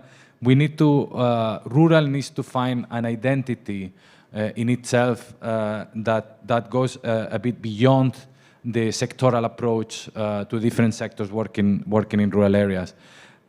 So there are ideas about creating at EU level, creating a Director General dealing with rural aspects, with its specific rural fund.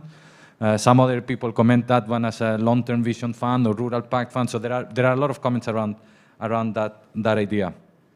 Other practical and concrete ideas, the issues around tax incentives for rural areas, to keep exploring those possibilities to really incentivize the development in rural areas. Or more complex issues in technical terms, probably in terms of incentives as well, is looking at the state aid regulation to really support local initiatives and support better capacity building at local level. And the last point as well to conclude, I think connectivity came up as a very important topic to really address it for everyone and everywhere. Thank you very much. Okay, Enrique, thank you very much. And thank you very much, Hilke, Ben, and Michael. We could have gone on and talked more, but unfortunately, it's the end of the day, and we have a few more speakers. Thank you so much. Thank you.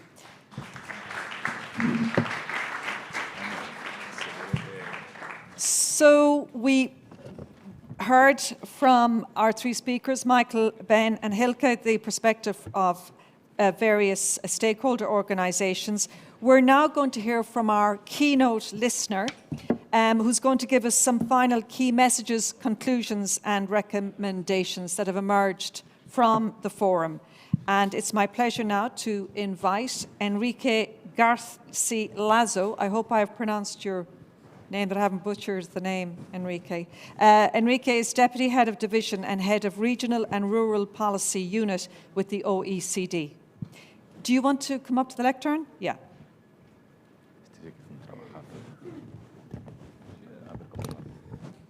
Thank you very much.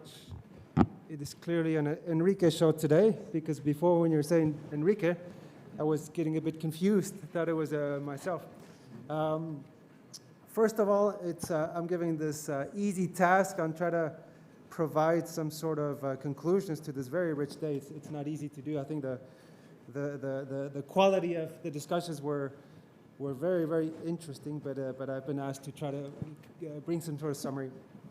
So the first thing is I would like to really thank the organizers. I would say the quality of the event has been superb. The food, the installation, it's really, really, really nice.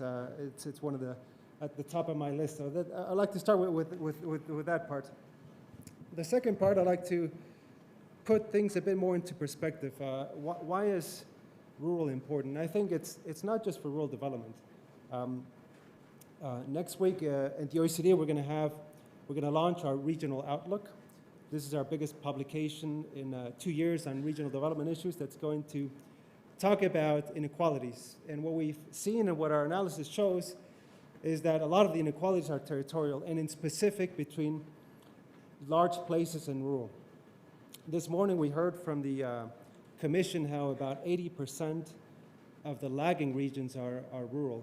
And this is a big, big problem that we're trying to solve, how to address inequality. So I think rural development and what we're trying to do today is much broader than just making things better in rural places, but it's going to address dealing with these inequalities. And what we see is that if you don't address them, the whole system destabilizes and can really suffer. So I think it goes beyond what we're trying to discuss this part, and I think that's something important to keep in mind. The OECD is very happy with the developments of the European Commission, the long-term vision, the pact, the action plan. I think this is going into the right direction, so we're very happy, and that's why I'm also here trying to support this program and try to give it a bit more push on a couple of directions. But I think what I would like to focus some conclusions remarks today is to go beyond aspiration to delivery. I think a lot of the discussions is wishing how things are, but I think we really should focus on how to deliver policy. What are the sort of the takeaways? What are the things that we can try to get the Spanish presidency to put on the conclusions, to put on the legislation that can really make a difference? Throughout the event, I've heard two main things. One is we need less red tape, less bureaucracy from the Commission. We need more money across all the different stakeholders. I've been hearing it, lobbying for more money, but my conclusions are going to go into a slightly different direction. The first one is I think it's important to recognize that rural policies are no longer a narrow policy. It's a broad remit. I've heard about agriculture, agro-food, food processing, diversification of rural economies, services, fisheries, forestry, mountainous. It's a very diverse policy. But in the past, it was very narrowly defined. So we need to recognize this holistic vision into the legislation. It's not easy to do, but I think more can be done to show that rural policy is no longer how it was thought in the past. The second objective is, I think, the objective, we should focus on well-being. And this is a big change. We heard a lot about making things better in communities and people. In the past, rural policies were about commodities, agriculture, fisheries, mining, and so forth. So this is a big change if we put the focus now on people living in rural places. And of course, these items that we mentioned before are instruments that can go into delivering better standards of well-being. And when we deal with well-being, we must think about the three dimensions: the economic, the social, and the climate. So it goes back to the point of a holistic. The third point that I think resonated with me quite well is we have a lot of instruments, and we heard it this morning, that don't talk to each other. I don't think it's a matter of getting more money and resources, but how can we make this work in a bit better. So thinking about an integrated rural policy, how can we make all these different instruments, not just from the EU, but also from the national and the regional? I think there's more that can be done to come up with a more integrated rural policy. Now, I'm going to give some more concrete conclusions of that. The other thing that I think is very, very important, because we have a vision, but now we need to deliver on the vision, is to make rural policies a sort of a state policy. We heard this morning how in some countries there's shifts from right to left, even across levels of government, but we really need to make rural policies kind of like a sturdy one that is viewed as apolitical, that can continue to advance throughout the years, that doesn't fluctuate too much on one side to the next, that has clear long-term objectives, and that percolates down at the different levels. One of the other conclusions that I think we need to focus more on these bottom-up development approaches. We're all coming out from COVID, a lot of national programs. The Rural Pact is also something that comes from the Commission, but we need to really come up with this bottom-up led approach. And I would like to take a bit of reflection from some work that we're doing with indigenous communities. They make reference to prior and informed consent. And many times when we talk about bottom-up, in many countries, policies are discussed at the national scale. At some point, there's a consultation process, but that's too late. We need to work from the beginning, really get this endogenous approach from the outset, treat this local action groups and at the regional level as true partners in this endeavor, and not come when it's a bit too late. Come up with a true bottom-up led approach, and that will lead into some of the issues that we heard this morning about trust and acceptance of this policy. Unless you don't start with this bottom-up led approach, it's not going to succeed. A very, very important point on that is the geographic scale. And we didn't talk too much about that. And designing policies at the right scale is very, very important, because one of the problems that rural policies have is they tend to be too fragmented, too isolated. Every small local community wants their own strategy. And one of the problems that rural economies face, you don't have critical mass, you don't have this sort of like cooperating scheme. So we need to think about geographies and what's the right scale to think about different delivery mechanisms. The notion of functionality is very important.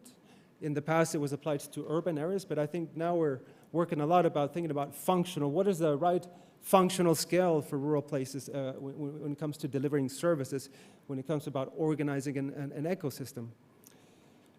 The next conclusions that I think is very important is to think of rural policies as breaking through this closeness. You know, rural communities tend to be like isolated and close and not willing to embrace change. I think it's very important that we think about how to deliver entrepreneurship and innovation, how to go away from a rural policy that it's about putting patches, coming up with temporary solutions, coming up with subsidies.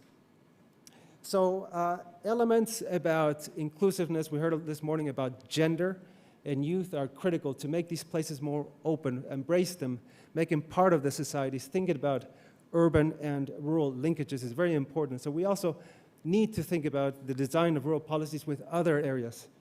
The other part is, of course, thinking about future ready and thinking about what are the opportunities in climate, what are the opportunities on new technologies. And this is a tremendous area that I think it should really, it's at the core of the center. We did a report on green jobs, and we found that only 9% of the green jobs are being produced in rural areas, where, in fact, rural regions produce about 63% of renewable energy. How can these policies be a bit more future-oriented, thinking about placing rural places better against some of these megatrends? I think it's something quite important. The other is a very important area is we can no longer think about rural economies as just providing raw materials, food, energy to other areas. We need to come up with models that we also deliver in the places where some of these activities take place. Outside here, there's a big movement about the ESG, environment, social, and governance. coming up with business models that can really deliver jobs locally, I think is something that will build trust, that will overcome these problems of inequality that we're mentioning before, and these can be designed and built into the system. So coming up with ways of doing that, I think it's very, very important. The issue of building capacity is key.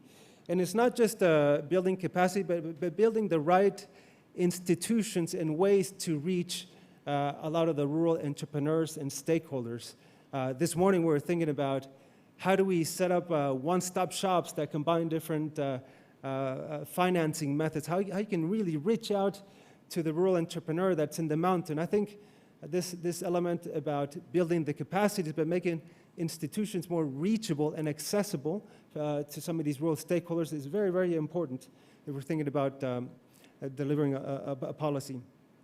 I think in relation to one of the points that I made earlier, we need to think about the enabling factors. We can no longer think about rural policies as a very narrow, but thinking about services. And we've done a lot of work on services. Services is spatially blind, but there's a lot of things that can be done to improve the delivery of services in some of these local places. Digital access, we talked about before, about how important this is. So setting the right conditions of these enabling factors and thinking about the geographic scale and how they talk to each other to make sure that we get some integrated solutions, I think it's one of the important elements. Rural proofing, we heard about it before, but I would like to go a bit more beyond rural proofing. I think rural proofing is necessary because we can rural proof all we want with different programs and say, well, this is rural proofed. We've got all the ingredients, but then we need to bake the cake. We need to make sure that this rural proofing is then integrated and it really responds to the different characteristics. I would say rural proofing, but also thinking about integrating the different elements in rural areas. Then two last points that I think are very important. One is on monitoring and data. Right now, there's a lot of discussion about coming up with granularity of data, but we talked in one of the sessions about global value chains, but we don't really know how they function. There's a lot of work that can be done with coming up with better data. Which rural areas are more advanced than others in terms of meeting climate change goals, in terms of being more inclusive or not? There's a lot of data that can really feed into the policy debate. And last but not least, I think it's very important to think about the cultural element. I think that was mentioned before, thinking about branding and perspectives. It's not just a matter of policies and resources, but how do we come up with a different way of understanding and thinking? And in fact, a lot of these traditional sectors in rural are transforming. We're doing a lot of work on mining, and we see in countries like Australia, there's a lot of females that are employed in mining. A lot of the traditional sectors is no longer. So it's like changing this perspective. I think that's also required. And I think I went a bit beyond my time, but those are some of my reflections that I would like to bring back to you. Thank you very much. Okay, thank you very much, Enrique. Thank you.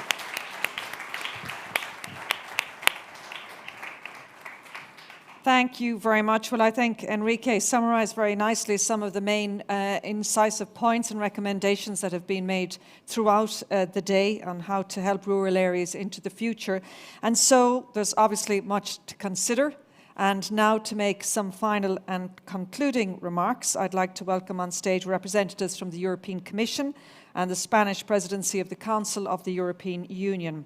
Normans Poppins, Deputy Director General at European Commission's DG Regional and Urban Policy. Mario Milochev, Director at the European Commission's DG Agriculture and Rural Development. Francisco Boya, Secretary General for Demographic Challenge with the Ministry of Ecological Transition and Demographic Challenge in Spain. And finally, Fernando Miranda, Secretary General for Agriculture and Food with the Ministry of Agriculture, Fisheries and Food in Spain. You're all very welcome. And have you each got access to a microphone? Normans, do you have a microphone? Do you want to? You can grab one of those. Yeah, great. So do you want to just speak from your seats, or would you like to go to the lectern? Whichever you're more comfortable with. You're fine? I'll hand over to you. The floor is yours. Thanks a lot, and thank you for moderating this event. I hear that you did it very well. And good afternoon. Yeah. Well, thank you. Thank you. And good afternoon to everyone, to my dear colleagues, Spanish presidency, everyone. I'm really happy to come to Sigüenza today and to be here in this important event, which is about shaping the future of rural areas. And I just hope that our commissioner and my colleagues who spoke before me convinced you that the cohesion policy is a deep friend of rural areas, that we care for rural areas and we do everything we can to actually invest into rural areas to make sure that these areas become part of this wider territorial development of the European Union and its member states and regions. I very much want to subscribe to everything what my colleague from the OECD said. So basically, he said what I wanted to say, which makes my job easier. I can just confirm that this is also, I think, the way our thinking goes. We do believe that rural areas need to be addressed through specific instruments and policies. But we also believe that it is time, finally, to get out of this contradiction against rural versus urban.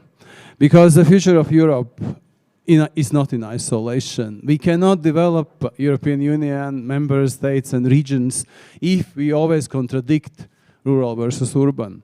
And more, I think we've been working also at the EU level to show how this broader territorial cooperation can actually happen in reality and how our investment then can also be channeled accordingly.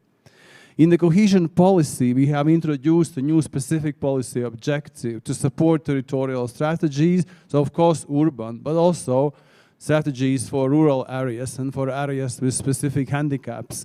But more and more, of course, we want to support this functional area approach. It is also possible to use our tools, ITIs and CLLDs, they have been mentioned a lot through the conference, to draw investment also from thematic policy objectives. But I think the future discussion at the EU level will be about how we invest from the EU budget. And this is, I think, where we all need to gather and provide results, good data and evidence, how these territorial tools work together. So we are actually very much together with you in this, showing that this territorial part of the EU budget needs to be kept. Because of course now we have a lot of funding coming out, not just from cohesion policy and common agricultural policy, but also through recovery and resilience facility. And they are success stories. The RRF is a success story, but it is a centralized way to implement the EU budget. So I think for the future MFF, we really need to think together how we merge these two sides of EU budget and make sure that it is also a success story. And there, everything you say today, I think, becomes very relevant.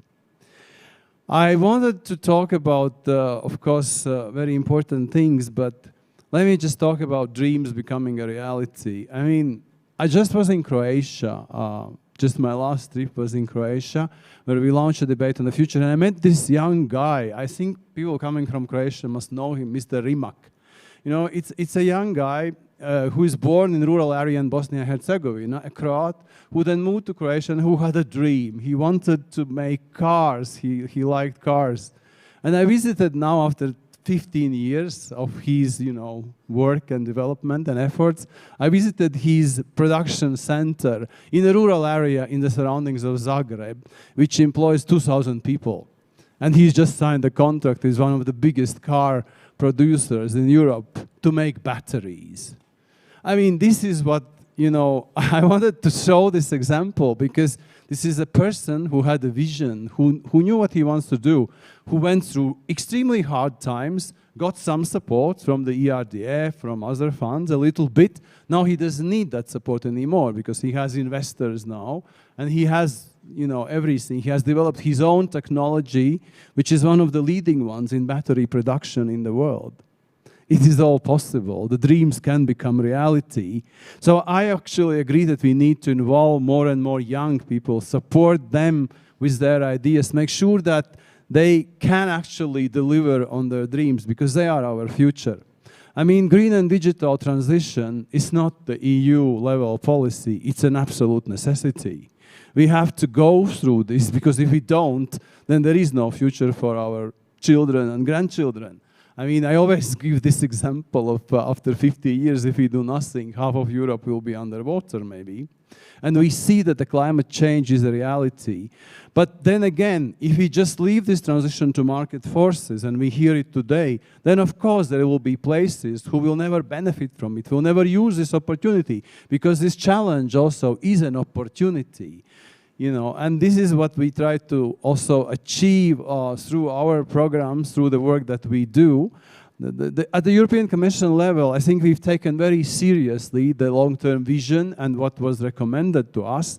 And just to give you a few, we have now a pilot with World Bank on functional areas, where we try in 12 member states to show how the functional rural-urban links can be created in reality. We will, of course, build on the work of the OECD, especially on the role of small cities. And, you know, I really don't know if it's important Siguenza is a city or not, but it has to play its role. And even for a remote rural area, there is some kind of an urban agglomeration there which has to play its role, and normally they don't.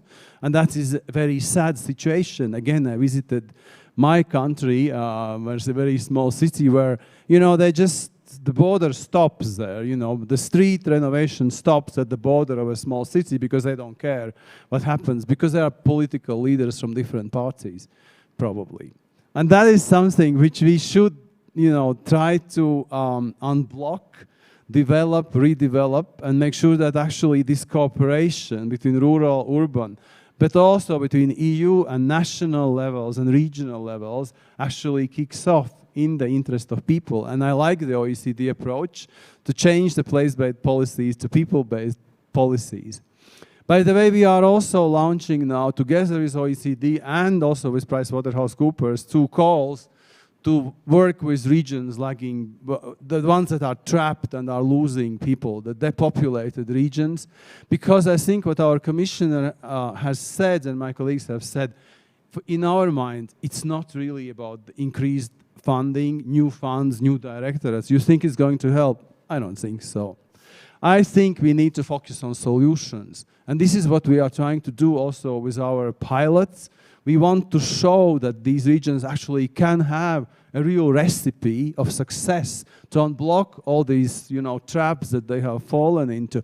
And they are linked to skills, to education, to also to some extent to infrastructure, but also to governance, and getting their act together and supporting the ideas which come bottom up, indeed, from all parts of Europe. And this is what we will try to do also with our pilots. I do think that these pilots should feed into the next programming exercises. We should take them seriously and learn from them and then adjust our policies. So certainly that. But I don't think that we need more money or more earmarking. I think we need to work on solutions and make sure that what we do together actually delivers on the ground and increases, you know, welfare for the people living everywhere in Europe. So thank you for listening to me, and I'm so happy to be here today, really. Thank you very much, Normans. I don't know if everybody's going to agree with you about not needing more money, but anyway, Mario, if we can go to you, please, for your concluding remarks. Thank you very much, and thank you, Normans, for your conclusions. I would like also to thank Enrique from OECD and all the rapporteurs who came here to present the conclusions of the different sessions. And Enrique, I would like to say that we would like to cooperate a little bit more, even closer with you in the future for rural areas. I would like to make some very small points. So the first point that I take of today is really that all of us, all of you, welcome the fact that we had this conference. And I think that there are expectations towards the Spanish presidency that the conclusions of this conference will feed the conclusions of the Council, which will come this autumn. I would like also to say that we listened to the demands for more money. I agree with Normans that we should see what the results are. We listened, however, we saw the three elements that were mentioned by Leader, and we are going to reflect on them. And Also on COLD, there were some remarks that there are less COLD programs this programming period, which is true, we don't deny it. And even we have organized, and there will be in Slovenia, a seminar in mid-October, where we are going to discuss exactly the reasons why we have this programming period less multi-fund leader, and what we should do in the future to do this. Something also operational about the coordination. It was a central point coming from all of you when you replied to Slido. So for coordination, I will discuss with the team working on the rural vision. Probably we can have a dedicated event where more practically we can have some proposals from some examples from member states and regions where the coordination works very well, because we have this, and to see how these examples can go to the other member states. Something else, again, for the cooperation, I agree very much with Isabel Carvalhais that we should make it possible to know which policy, because we have numerous policies in the European Union, and which funds, how much exactly it contributes to the rural areas. And finally, there were calls for making Rural PAC more operational. I take that we should make it more operational at national level, because we made some steps at European level, and we should together see how to work on this. The Rural Pact community members and all institutions and organizations that contributed to the Rural Pact, I would like to thank them and to invite the national authorities also to join the Rural Pact. So just to say that in the Commission we are ready to help the Spanish presidency to take the conclusions and the takeaways of today and to see how they can feed the Council conclusions, of course, if you wish this help of the Commission. As today we were together from the Common Agricultural Policy, the Agricultural Ministries and the Regional Ministries, we welcome the fact that you are going to prepare these conclusions together in the SCA with the Cohesion Councillors. On our side, I said it already in the morning, but I would like to repeat because it's important. In the first quarter of 2024, there will be a report on Rural Vision about what have been implemented, and there will be reflections about the future. Well, I insist that it is not only about what has been done, but about the future. I insist on this. However, we are in a situation where the college is ongoing, the parliament is ongoing, so there will be no proposals, there will be reflections which will feed the discussion, the concrete discussion, probably after the European elections. And I would like to, to make some thanks at the end, to congratulate the Spanish presidency and the Rural Pact Support Office for the excellent collaboration we had for delivering this event.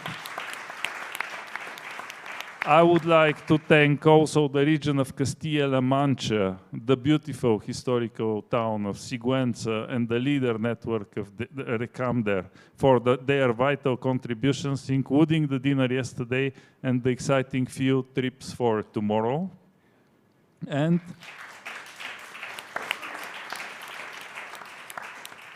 of course, to thank the interpreters who helped us very much to understand each other today, and all of you for your active participation. I see that still there are so many people who are listening with attention. So thank you very much. Rural areas deserve these efforts, and let's continue together in the future. Thank you. Thank you very much. So let's now hear some concluding remarks from the Spanish presidency. First, to you, Francisco Boya, Secretary General for Demographic Challenge with the Ministry of Ecological Transition and Demographic Challenge in Spain. Muy bien, quería en primer lugar agradecerles I wanted to thank you, and it's an honor to be closing this event today. I wanted to thank from the Ministry of Ecological Transition and Demographic Challenge this opportunity, and also thank you to the Ministry of Agriculture, because we share this work in favor of rural areas. Also, I wanted to give thanks from the third Prime Minister, and I wanted to share that, and she wanted to share this moment with you. Some reflections of today. Well, we've heard different contributions, very interesting, and I just wanted to comment on some ideas to add up to what we've heard so far. First of all, I think we should overcome something that we always talk about in the kind of events that we talk about where we talk about rural areas, and that is that rural areas cannot continue being areas that are underdeveloped. They require public policies, and these policies should be public because they have difficulties to be competitive in the market.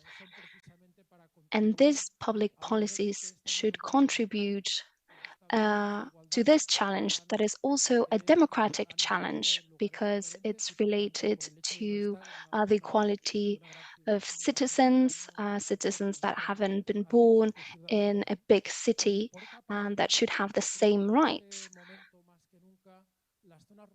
Also, rural areas are making a big contribution to society. We have elements that are being very important right now, for example, climate change, and rural areas are and will keep making a great contribution to mitigate the effects of climate change. I also wanted to reflect on what we've done from the Spanish government to improve the situation. Spain is a country that has a big problem in terms of demography. We have big inequalities. The minister talked about it this morning. We have more than 4,000 municipalities that have less than 12 people per square meter. There are very depopulated areas, and in the Spanish government, we've improved this a very ambitious politic with 130 measures, and so we've been able to solve some structural problems and historical problems. But Spain is a country that has great connectivity with its rural areas, that has improved public services, and we've invested 13 billion euros to improve these deficits, and I think this is an evidence. Another very important question is the following. We've established a governance model that has highlighted contribution between regions. In our country, the regions have a very big importance, and the most important thing is participation and give an instrument to local communities. I think it is very important to be very sensitive with this question. Enrique was saying a few minutes ago how important culture was, and I think we should be very respectful with that culture and with that way of understanding the rural areas, because otherwise we will make the mistake, as we said about the Netherlands, we will make the mistake of upsetting the population in a political point of view. So I think we should open participation, therefore. Also, I wanted to add some recommendations that I think are key in this discussion.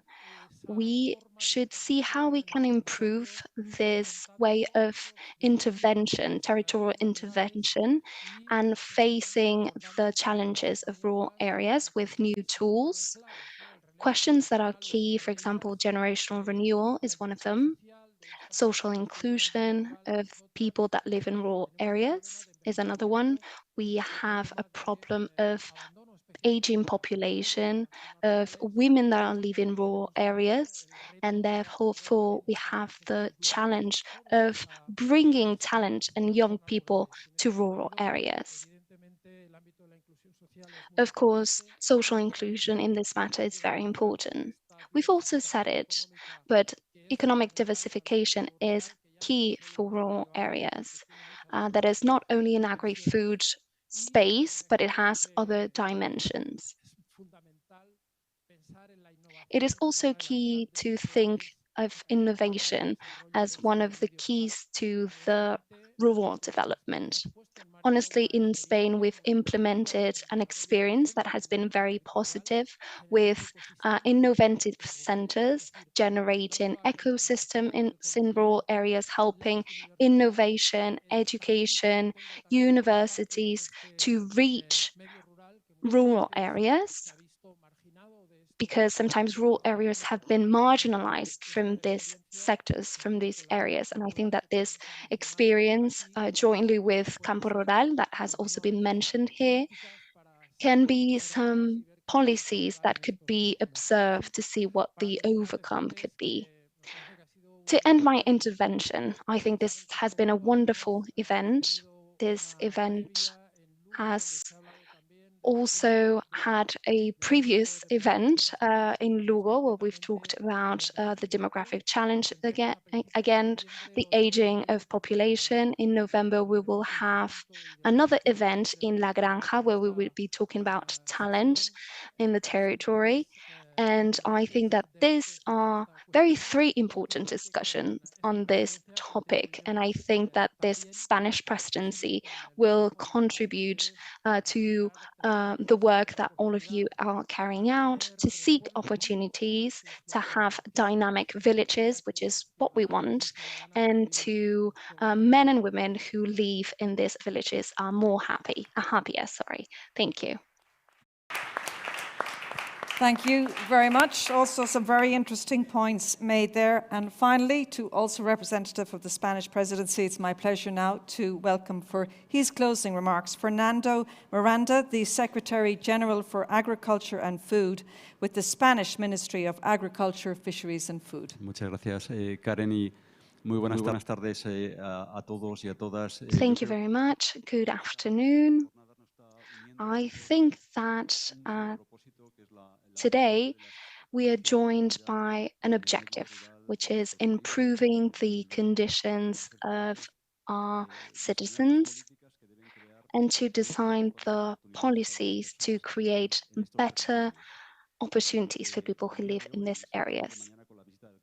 Today, and I'm sure that tomorrow with our field trips, because we are going to be able to see real examples of how these policies are affecting everyday lives. We will see how these policies will evolve to regulations, to tools, and therefore to opportunities for people that will be able to continue their lives in rural areas. And we will be able to continue this cohesion, as Minister Luis Planas said. He was talking about breaking the gap between urban and rural, so that we can have equal opportunities for people regardless of where they live. We've talked about the complexity of the problem that we're facing. We are represented at the European level by DG Agri, DG Regio. We also had from the Spanish presidency, the Secretary General of EU funds and also the Minister of Agriculture. And you are here representing your countries, regions, municipalities. You are here representing a complex ecosystem that will allow us to create policies to give our territories what they're asking for, because these territories are the ones who should tell us what their needs are, because it's very difficult to create policies that adapt to every need. So this very difficult exercise is what we have ahead of us. Our contribution from the Spanish presidency was precisely reactivating this debate, continuing with the work of the European Commission. And we wanted to have a conclusion project where everyone agrees to where we want to go. In this report or communication that we are going to be presenting on 2024. We wanted to start reflecting on what this policy for rural areas is going to be for the new funding period. And I wanted to reflect on some of the things that have been said today when we talk about asking for more money or the complex of the procedures. We want to simplify things. So if someone in the territory wants to ask for a project, they don't need to know how complex the budgetary architecture is. So one of the reflections that we should make is that we should hear people on the ground. One of the questions that we are hearing in the European Union is that the implemented policies are not giving the results that we should hope. People who live in rural areas are telling us that in their own way, but they're telling us that it's not working as it should. This doesn't mean that we don't have examples of success, but it is true that things are not moving as fast as citizens would like.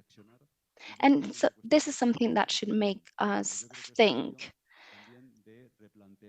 I think we should rethink the architecture of these policies within our perspective, a broader perspective, to make a difference. Those who have been here for long, we know that each period is a copy of the previous period, that we don't really move forward. And I think it's time to really move forward to give the answers that the territories are asking. Because the feedback that we are having is that these policies are not attending the demands that people in rural areas are asking for. So I think we have a lot of work ahead of us, and that this event is a part of this exercise. The Commission is going to continue to work in this exercise. And I think the MFF is also going to be very important. That's going to start, I think, in 2025. And well, just to end my intervention, I just wanted to thank the participation of all of you, to Karen also for her excellent coordination of every discussion, to everyone who has participated in the different panels, in the different workshops, to everyone that has participated, European Commission, the ministry that has done a great job, other ministries that also have participated. And here, for example, we have the Ministry of Ecological Transition, with whom we collaborate very often. Also, thank you very much to everyone involved in the logistics, the interpreters, those who are helping, to everyone who's here. Thank you very much for making this possible. I think this event has given us the opportunity to talk, also grabbing a coffee, doing a little bit of networking, which helps to get to know each other better, to get to know Sigüenza. We were talking about how curious it is to come from far, far away to Sigüenza. And this is also part of the need that we all have to know the reality of each place, of each places. So we got to know the landscape, this beautiful Parador, the Sigüenza Castle, and comparing it to our own landscapes helps us understanding the realities of the people who live here. And this helps us to reflect and helps the proposals that we make to be better. So thank you very much. Thank you very much in the name of the Spanish government for participating in this event. And hopefully we'll see you soon in La Granja or in other events, so we can keep helping these people that are uniting us together, which is the people that live in the rural areas. Very much. Thank you so much. You're free to go. Thank you so much for all those closing remarks. Please stay seated because I have some important housekeeping issues to deal with. So we'll just let our guests leave the stage and I'll go through them with you. So first of all, the organisers are really keen to get your feedback. We are not handing out forms or anything, so the feedback is going to go through Slido. Are we going to see, is there a slide with the Slido details so people can access it for the, this is the one, is it? Is that the one, Enrique? Yeah, okay. So please go on to Slido. That's the code, and please provide your feedback. It's really important that they get an understanding of both positive and negative feedback. That would be great. Please, again, I'd like to remind you that to become a member of the Rural Pact community, to keep up to date with all the activities, please don't forget to leave back your entire interpretation unit. So not just the unit itself now, but the headset as well. If you please don't forget, if you've put them mistakenly in your handbag, please make sure that you put them back. Or if they're in rucksacks or anything, please make sure you put them back outside. The buses are departing for Madrid Airport and City at 1900, so in about 10 minutes' time. To locate the bus for your trip to the airport or Madrid City itself, please speak to a representative from the Spanish Ministry outside by the registration desk to direct you to your bus. Let me just give you brief details about the field trip tomorrow. So for those of you who are staying on, there is a list at the registration desk. Please check which list you're on, and the meeting place for the buses will be outside the Parador. If you have any questions, just ask the registration desk. And I think that's it. Enrique, I think I've covered all of the housekeeping issues. So it's been my pleasure moderating these sessions. I come from a farm in rural Ireland. I grew up on a farm, and I understand very much the challenges to retain the energy, the life, and the new generations in our rural communities. And they wouldn't just be about farming as well, but they're about all the other things that are going on in rural communities. I wish you all the best for protecting and developing rural areas. It has been a pleasure to be here over the last day or so, and most of all, safe travel home, and I hope to see you again. Thank you very much.